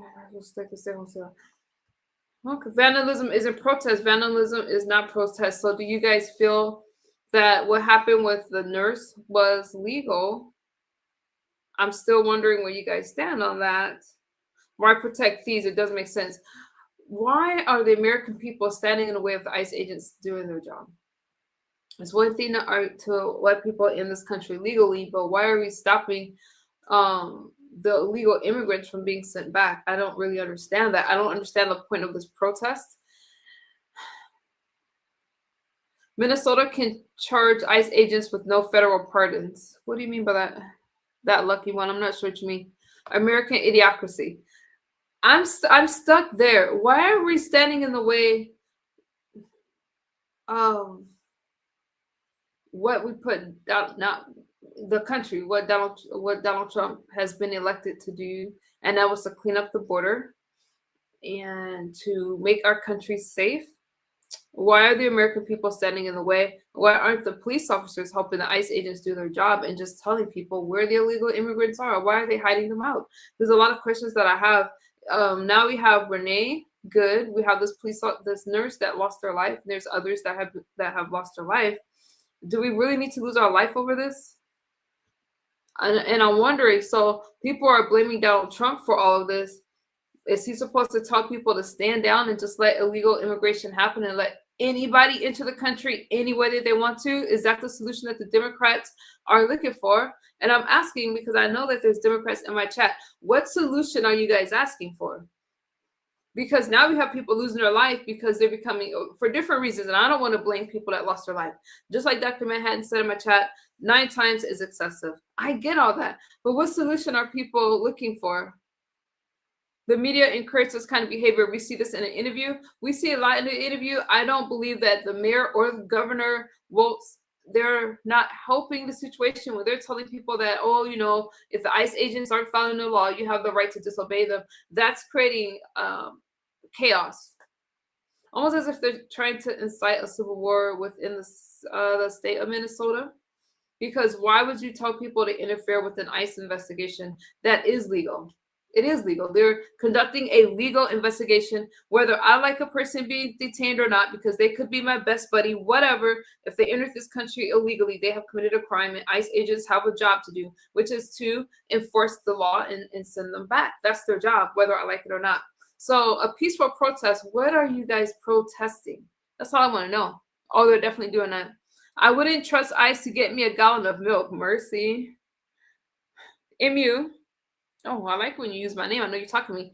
Did you hear they found ties to the Yids and the Netanya Bish and the Somali fraud? That's why they endorsed them. I almost played that Notorious Land, but I wanted to stay on topic, but I almost played that. Thank you for bringing that up. I have to follow more of that. But yeah, I did hear something about that. We should be obedient sheep. I didn't say that we should be obedient sheep, Connor, but what I'm asking for is what's the alternative? What is the compromise that the Democrats are looking for? That's all I want to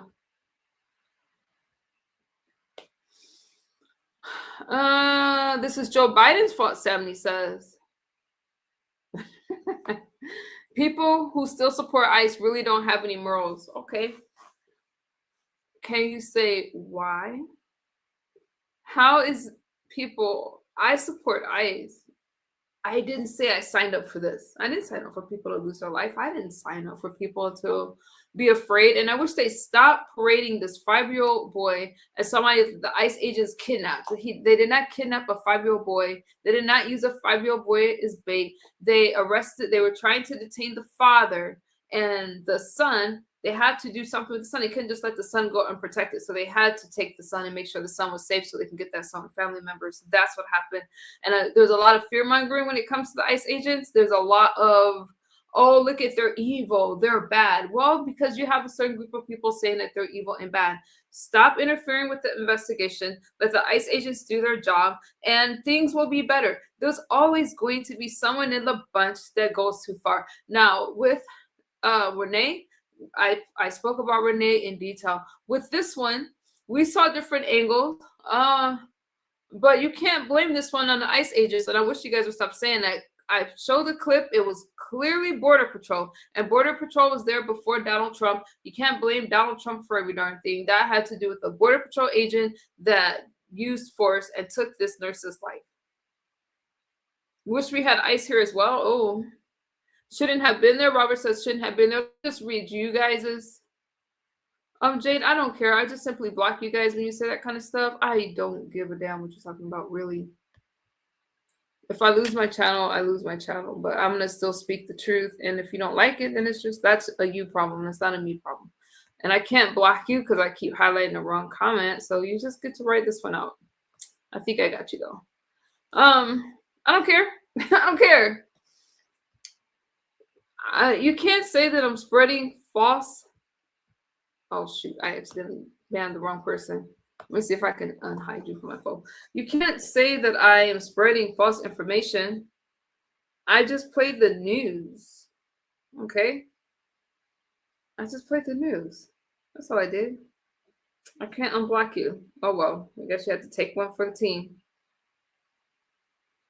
I can't find you. And it's okay if you guys disagree with me. I'm not mad at you for that. Oh, well, it's not with me trying to find you. Are you okay if ICE came to your house unannounced? Yes or no? Yeah, I'm legal. I'm a legal citizen. I would just open the door and say, hi, how are you? Do you want some water? What do you want me to do? Spreading Trump news, disgusting. That's what's happening in the world. So I'm showing you what's happening in the world. If it's not your kind of commentary, you can keep scrolling. But Sammy, I blocked the wrong person, but it wasn't intentional. Just don't address me, and we're fine. We're fine. Be respectful. I'm respecting you. You respect me. Okay. And some of you that's talking about I'm spreading false info, I did block you, but I don't need to hear that. I don't need to hear that. Are you okay? They can't handle the facts. So if ICE came knocking on my door, I would offer them some water and I would thank them for their service. Are we still friends? What do I have to hide? Claude, you can unhide people. You can unhide them if you want to. I don't know. Politicians never lie. Okay, let me see. Donald Trump sent ICE in with no training or accountability. They all like that. Did you say that when Biden was in office? Did you talk about how Border Patrol handled their, and please don't use the term Nazis in my chat. I gotta remove that comment just because of algorithm purposes. But did you guys say that when Biden was deporting people and Obama was deporting people? Did it just become a problem when Donald Trump got into office? I have questions. Because I did not hear the Democrats say, Obama, stop deporting these illegal immigrants and send them back. I didn't hear you guys say that. That's all I'm saying. So when did the outrage start? You were just repeating Democrat lies. I'm repeating Democrat lies? Read the Constitution. Mr. Scoot, I'm surprised that you said that because most people, well, I'm going to leave that there. If that's what you think, that's what you think. I don't know. So you're okay with them coming with guns, raised to your family, and they took you for a year without trial.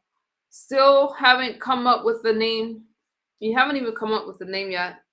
Did I say I was okay with it? Or did the question you said before was, would I be okay if they knocked on my door? And now you're coming up with this whole paragraph and you're making a false correlation. I can't with you. I can't, because you're going to draw your own conclusions, so you don't need me to elaborate on that. Yeah, if you're a criminal, no, go read the Constitution and educate yourself. Why do I need to educate myself? I learned about the Constitution when I was in the 6th grade. I learned about the Bill of Rights when I was in the 6th grade. I grew up in Wisconsin and we had to learn the Constitution. These people are here. These people here only know how to hate. I love this country so much. I love this country so much that I am going to come live and I'll tell you guys the truth. And hey, shipmate. Hey, shipmate. I had to get some folks together. I can't hide your comments there. How you doing tonight? I love the country so much that I'm going to come here and spread the truth. I do not like the lies that are told. And I showed you guys, don't be upset with me. Be upset at the people that spoke. Don't be upset at you. I showed you guys different points of views. Donald Trump has a say. Donald Trump in the White House hasn't put out much of a statement. Just that they're going to back ICE. I let you guys hear from the Border Patrol people, from a Republican congressman, but I also let you guys hear from the Democrats. So don't be mad at me for sharing the news. You don't have to watch it, okay? These aren't MU's words. I'm just giving you guys some commentary. That's it. Don't be mad at me. It's called a conversation. Twisted news like Fox News. I didn't just play Fox. I did well tonight. I played Fox, CBS, CNN. Wait, did I play CBS? CNN and ABC News. Those are my references. You can follow back and watch any of the videos. I played them as they were shown, and I played them in their entirety. There was no, I thought I did a good job with nonpartisan views tonight. I really did. Can't make everybody happy. I look like a shiny head bone. That's not nice. What's good, Irby? That's not nice. What do you want me to say? If my head is shiny, my head is shiny. I glow. You're an embarrassment to this country's armed forces. Yeah, I was in the military. I fought for this country. I have. Kurt Newton. No, I said unannounced, which means where they come in with guns like they have before. But what I was speaking of was this ICU nurse losing his life. That's what I was speaking about. So it's not about me. It's not about you. It's about that. And I don't think any of us right now in this chat are at risk. Well, maybe some of you are. I don't know all of you. But it's not about me. I know you will like it to be about me, but it's not about me. Oh, I thought they were talking about my head. I'm sorry. You guys, I'm sorry, but some of y'all coming at you kind of hard, and I'm just doing what I gotta do. It's America's citizens, you and I are. Yes, we are America's citizens. The whole truth. What's good? God bless ICE and all of our security and safety workers of America. They're the real heroes. They are the real heroes. We watched firsthand how the news deceived with wordplay. But thank you, Justin. But I also showed you. But I showed you guys the words from the politicians. And before I even chose these clips, I looked and I referenced other clips to make sure that they weren't edited, Bob. So yes, you do have to be careful what you listen to, but I didn't play the words from the reporters. I played from the actual people talking. Okay. Trump is a billionaire because of business. Democrats are rich because they rob the idiots who vote for them. You have no respect for the Constitution and no love for your fellow Americans. You met me all of 2 minutes and you drew that conclusion. Then it's hard to have a conversation with somebody that has their own conclusion. So you don't need me for the conversation. Melt ice. Oh, not melt ice. Trump is why I hate dictators. I'm not sure how Trump could be why you hate dictators, considering that Trump is not a dictator. If Trump was not a dictator, you would not have people out there protesting, as you guys say, legally. You would not have people being able to speak against Donald Trump. So obviously you do not know what a dictator is or how a dictator operates. Trump has no respect for the Constitution. Okay. I disagree. And not only that, but Donald Trump, how you doing, IC Williams? Donald Trump has Congress to answer to, and there's also the Supreme Court. There's a process. Donald Trump is not allowed to just make decisions outside of that. We also have the Federal Reserve, so Donald Trump is not allowed to just spend money however he wants. You guys give the president way too much credit.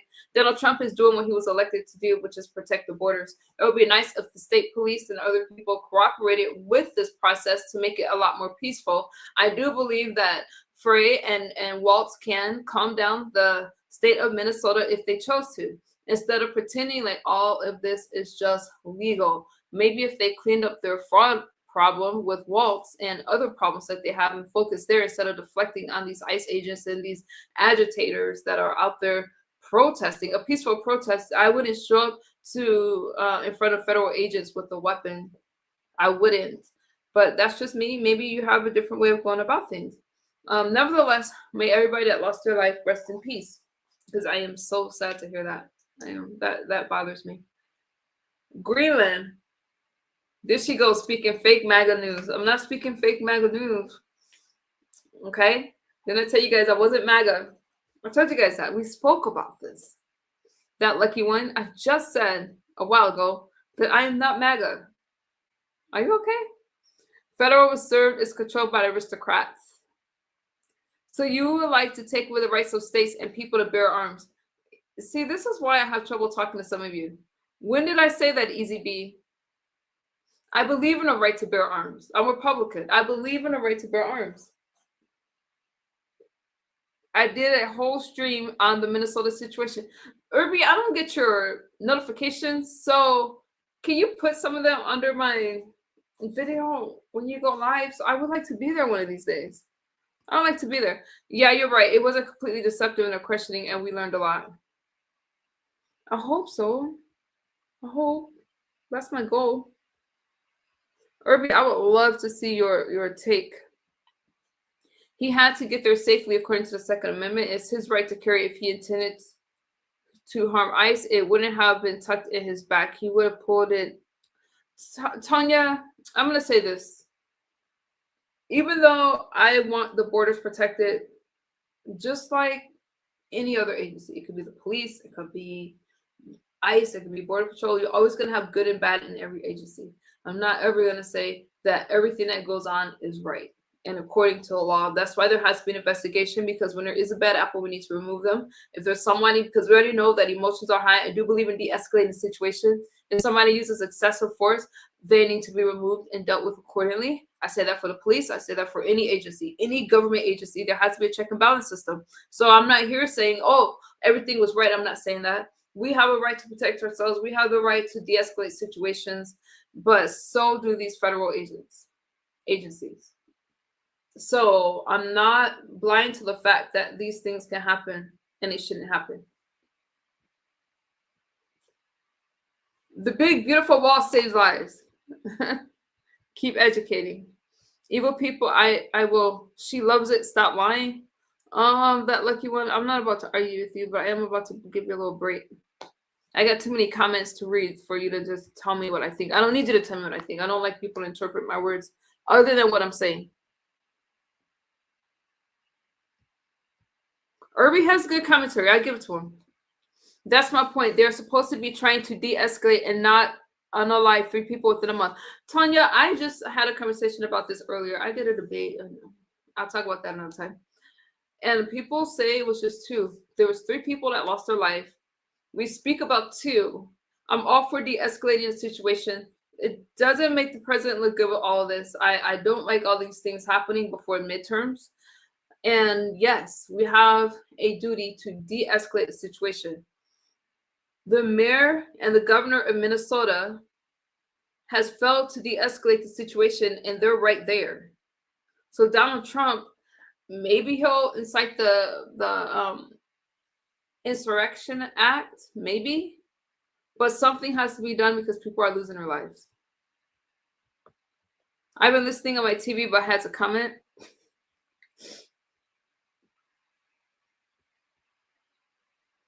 Okay, Mr. Samney, what's wrong with him?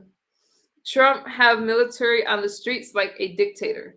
There's no way that you guys could consider Donald Trump a dictator, because if he was a dictator, you guys would not be able to speak out against him. And obviously, y'all don't know what a dictator is and what a dictator acts like. Donald Trump has to have people on the street because you guys, not you guys, but a lot of you are saying that just leave the illegal immigrants here. Let's not clean up the border. Let's let them stay, because if they don't stay, they're going to cause a riot and do all kinds of atrocious things that they wouldn't do in their own country, commit crimes that they wouldn't commit in their own country. They came out here to hide out. Donald Trump is definitely taking a hard stance against the drugs coming into the country, fentanyl, all those things that we spoke about. Donald Trump is doing what he needs to do, and it's against what seems like the popular opinion. But there's a lot of people that do support Donald Trump, but they're afraid to do so because, as you can see, even in my chat, how the comments come, how people are so against the political right, and they're supposed to be these demonic people, these racist people. No, they want people to enter this country legally. Now, as far as people losing their life, I'm sorry that people have lost their life. I'll say that more than once. And I wish that people would uphold the law. I can go online right now and show you a protest and show you what's happening in Minnesota. And these ICE agents are being targeted. They're being threatened. Their families are being threatened. And yes, everybody's on high alert right now. Dr. Manhattan, you be everywhere. Y'all take this dictator, Dr. Manhattan, right? She didn't win because she preached about an open border. America wasn't having it. A dictator is someone who tries to have comedians fired if they speak out against them. I can give you the definition of a dictator. I don't think it'll say that. I don't think it'll say that at all. Oh man, I've been battling today. I look like I've been in battle. Y'all have common sense as a Republican. Take a bow, ma'am. You have common sense as a Republican. Take a bow. Thank you. I just speak. Not a dingbat. Not a dingbat.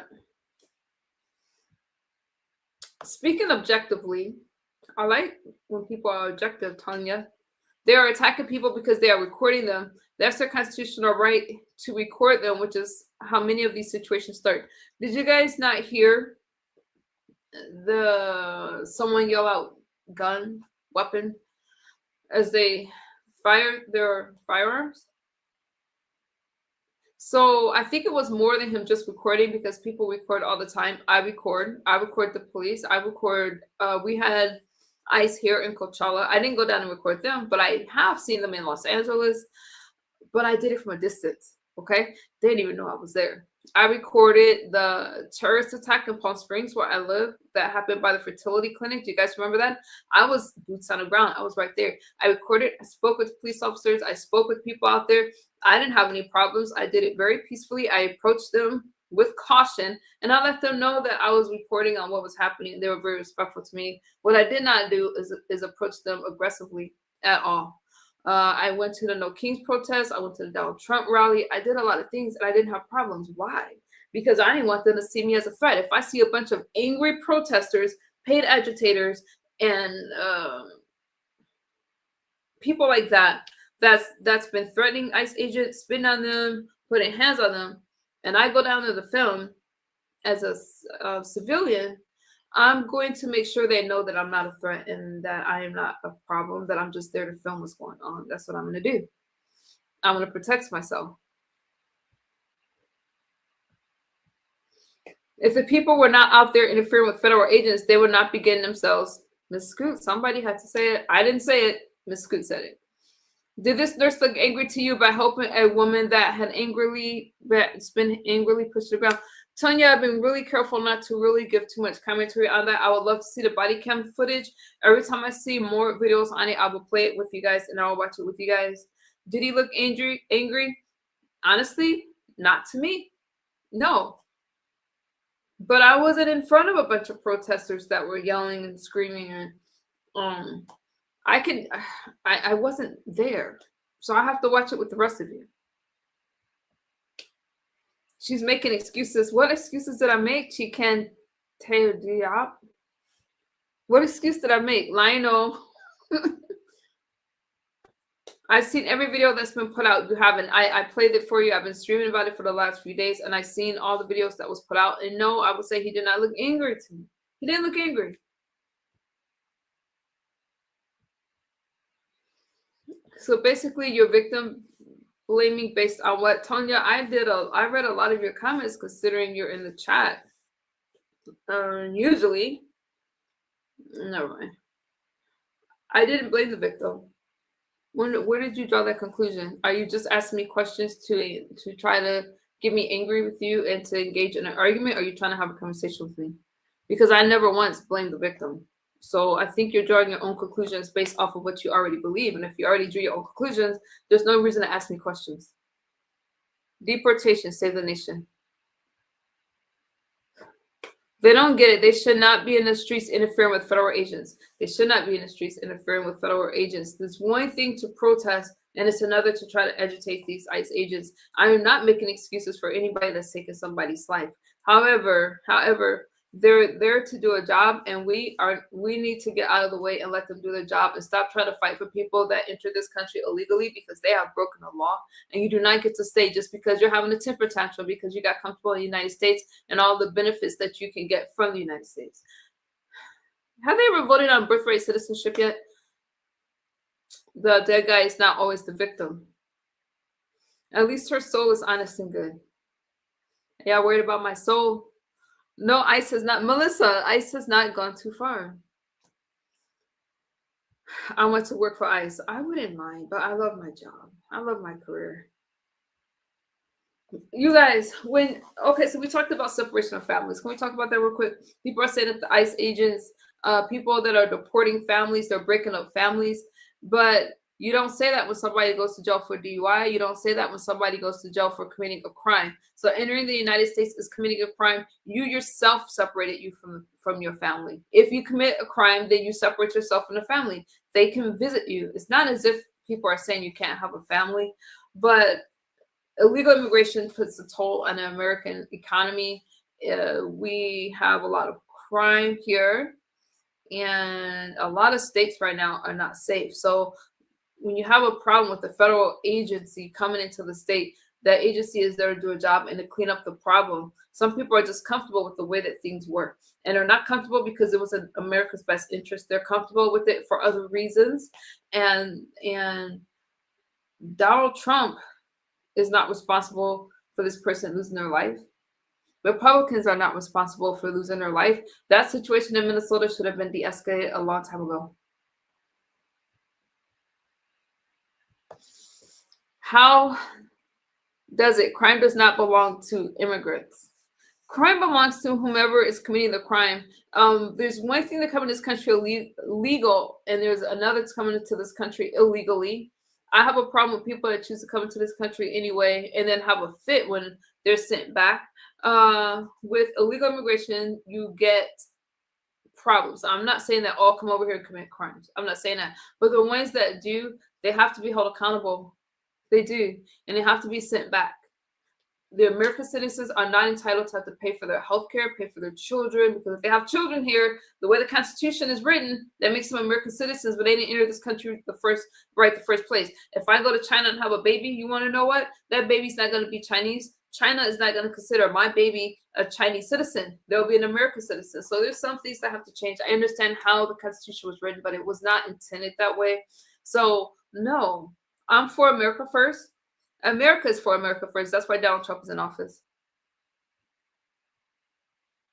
They are legally here. They were brought over legally I'm talking about illegal immigrants. I'm not talking about the ones that are legally here.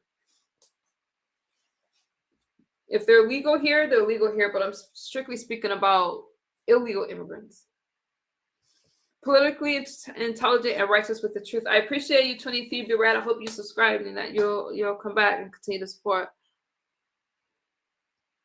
Trump is in the engineer. That's a lot. Oh, okay. What problems only you and Trump says is a problem? Only me and Trump, or really? I think that's incorrect. Russians have been doing that for decades. Because you're putting a lot there. We're talking about 2000, and we're talking about today, 2026. What's going on today? John, poor John, you had nothing better to say than that. I don't mind when the left put insults in my chat, because that means that you guys can't argue my point. You can't argue. You have no facts to back up what you're saying, so you resort to name calling, temper tantrums, and that kind of rhetoric that I don't even need to entertain. I'm just having a conversation with you guys, and I'm just talking about the videos that I played and the commentary on that, all right? Because I already showed you guys what I was talking about, so you can draw your own conclusions. Russians get to travel. I'm goofy. What am I supposed to say to that, Gary? What do you want me to say? Russians get to travel and bring their pregnant wives over to have their babies here to get dual citizenship. I don't agree with that, Carcino. I don't agree with that.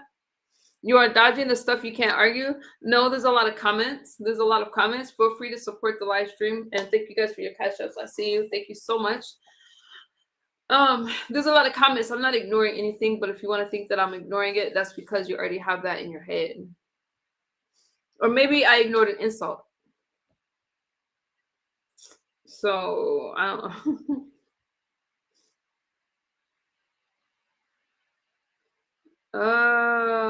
I'm weak. Okay. Let me look for a comment that's related to what I'm talking about. Here we go.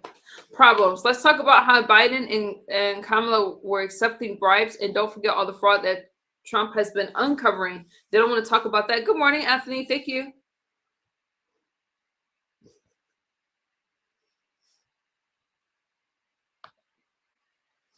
Time to let you, Mercy. I can't believe my mom's let you rock out like that. Let me help you out. I don't. Okay, I got the right person. Casino over there sending super chats. He didn't send me a super chat. What are you talking about? They attack you, but they are being valid and have no facts. They attack me, but I have thick skin. I have thick skin. I don't worry about it. And honestly, I don't even pay attention to those comments. Sometimes they catch my eye or I highlight the comment on accident, but I know what I'm talking about. I just know that it might hurt some people's feelings. Whenever you come and you speak about things, you speak about the truth, you speak about what's happening in this country, people that have ulterior motives, or that's following other people blindly, listening to the political left demonize the right, then you're going to have problems. They're going to call you stupid. They're going to call you weak. They're going to say you don't have the right to speak, even though they want to talk about free speech. Freedom of speech is not free, by the way. Nothing is free. Everything comes at a cost. They want to talk about peaceful protest, but I'm sitting over here speaking peacefully and I am being respectful. And then you have people coming from the left calling me stupid and insulting me. So it seems as if free speech, they feel, is only for the political left. And anytime the right comes and says, wait a minute, that doesn't sound right, or wait a minute, we don't want illegal immigrants here. We don't want to pay for their health care, and we don't want to work so they can get all these free benefits, and American citizens can't even get health care. And then you want to call the political right racist. Well, I'm a Black woman. Can you call me racist? No, because I speak the truth. So they're going to come with their insults because they don't have the facts to back up what they're saying. That's it. I don't need to apologize for being Republican. I don't need to do that. Just like I haven't asked them to apologize for being Democrat, but did you hear me call them stupid? Even when they left stupid comments in my chat, I didn't call them stupid. Now, I'm going to say this again. I'm not looking at my chat right now because I've seen enough of y'all insults. You guys have made it clear. I do not agree with the ICU nurse lost his life. I feel sorry for his family and how the situation has escalated, and it does not look good for the country. But I have to look at the mayor and the governor in Minnesota. Why aren't they telling people to disperse, to not agitate the ICE agents, to get out of the way and let the police officers help with the investigations? They don't have ICE. I played a clip 2 days ago about a police officer agitating the ICE agent. He was in the ICE agent's face. So they want to be able to say whatever they want to say. Thank you, JC. That's something. They want us to be able to say what they want to say and not have any feedback. And the ICE agents are not supposed to respond. Imagine somebody driving off and a door hitting them, and the ICE agent, slippery ground, decide to defend himself, but nobody wants to talk about Renee Good. They want to make her like a martyr. These are dangerous times. They're dangerous times. Did you not see them celebrate Charlie Kirk's death because he said some things that hurt people's feelings and people thought that he didn't have the right to say? What happened to his freedom of speech? Or does it just apply to the political left? And I'm just asking questions. I'm not trying to agitate you. I'm just asking questions. But why do those questions make you upset? Why? JC, I don't know. Sup, MAGA, Kev Dog. I keep telling you, I'm not MAGA. I'm not MAGA. But if you guys are MAGA in the chat, it's okay. It's okay. But freedom of speech does not just belong to the left. It belongs to the right as well. And if I'm telling you that Republicans love this country, that's why I started speaking about this stuff, because I didn't used to make this kind of commentary. I just got tired of the lies, you guys. And I didn't even used to talk to you guys that much. I used to just play my clips and go about my business. But there's so many things that's misconstrued and so many lies told about Republicans that I just got tired of it. And I felt like, why do we have to censor ourselves? Freedom of speech does not just belong to the Democrats. Republicans are not this evil being. There's good and bad in each party, because people are people. You're going to have good Republicans. You're going to have good and bad Republicans. You're going to have good and bad Democrats, whatever. But I can tell you that Republicans are for this country. Republicans believe in putting this country first. I'm not saying that Democrats hate the country, but some of the things that you guys are talking about, I'm questioning, because you guys are preaching about this illegal immigration and letting anybody cross the border. You have a problem with Republicans saying, wait, we don't want men playing in women's sports. You have problems. So we're not agreeing. Men don't belong in women's sports. You do have the right to bear arms, but I wouldn't show up to a tense situation with a firearm. I wouldn't do that. Why? Because I don't want that ICE agent to feel threatened by me. Bring back comedy. The left went too far. Bring back comedy. Bring back comedy. I wouldn't give two ish about Kirk or his. I love America too, Johnny. I love America too. You guys. Yes, they did. They celebrated his death. They did celebrate his death. You are lucky we don't have RoboCops by now. People are just poor. I don't think my mom's even really block you guys for using curse words. I stopped asking you guys to be respectful, but I do ask you guys to just look at what's going on. Just look at what's going on and judge for yourself, right? I'm not trying to persuade you of anything. I show you guys firsthand and I'll let you decide for yourself. Okay. No, I just have big hair. Nice. Are you jealous? Can leftists tell me what a woman is? Before I go, you guys remember that doctor? You guys remember that doctor that couldn't even say, OBGYN doctor that couldn't even say that men can't have babies? Y'all remember that? So that's the kind of stuff that they want us to believe. You guys want to talk about my clothes or talk about my hair? You're going to do that. I don't really care. I just want to see America great again. Okay, can you tell me how? Can I tell you how what? Somebody asked about my paycheck. Dr. Manhattan. Somebody asked about, has my paycheck increased since Donald Trump arrived? John, I'm blessed. And I'm not blessed because of Donald Trump. I'm blessed because I did the work. Now, if you do the work, you wouldn't be worried about my paycheck. You wouldn't be worried about my paycheck. You'd be worried about your own paycheck. What does my paycheck have to do? Why is that your business? Are you okay? Mind your business. Thank you, Johnny. Thank you. Fake news. Let me get that out of here. All right, you guys. Thank you for hanging out with me. I appreciate you guys. Feel free to whatever, if you want to like, comment, or share, whatever's good. And I just want you to know that it's never a good day for anybody to lose their life. So please know that I feel that way. And I will continue to cover what's happening in Minnesota and what's happening with Tyler Robinson, with the Charlie Kirk trial, Luigi Mangione, of course, Maduro, and what's happening with that trial. You belong to the party that hates you. Oh, John, I don't know what you're talking about. Whatever. So we do have to cover, well, finish talking about Maduro and all those things. I'm going on 2 hours, you guys, so I'm going to bid y'all good night. And I thank you guys for hanging out with me, whether you agree with me or not. Thank you for hanging out and having a conversation. Bye-bye. And mods, you did amazing. You did amazing. Thank you for your support. Dr. Manhattan and Claude, I appreciate you. Thank you. The guy's person's going home. All right, you guys, I'm going to let my mods sleep now. Dr. Manhattan, thank you. I see you guys. Good night. Sammy, hang around. I usually don't. I have mods, but I appreciate your support. Thank you, Tori Hope. Thank you, guys. I appreciate you guys so much. Thank you for the super chat and all that other stuff. And I'll see y'all later. Good night. Okay.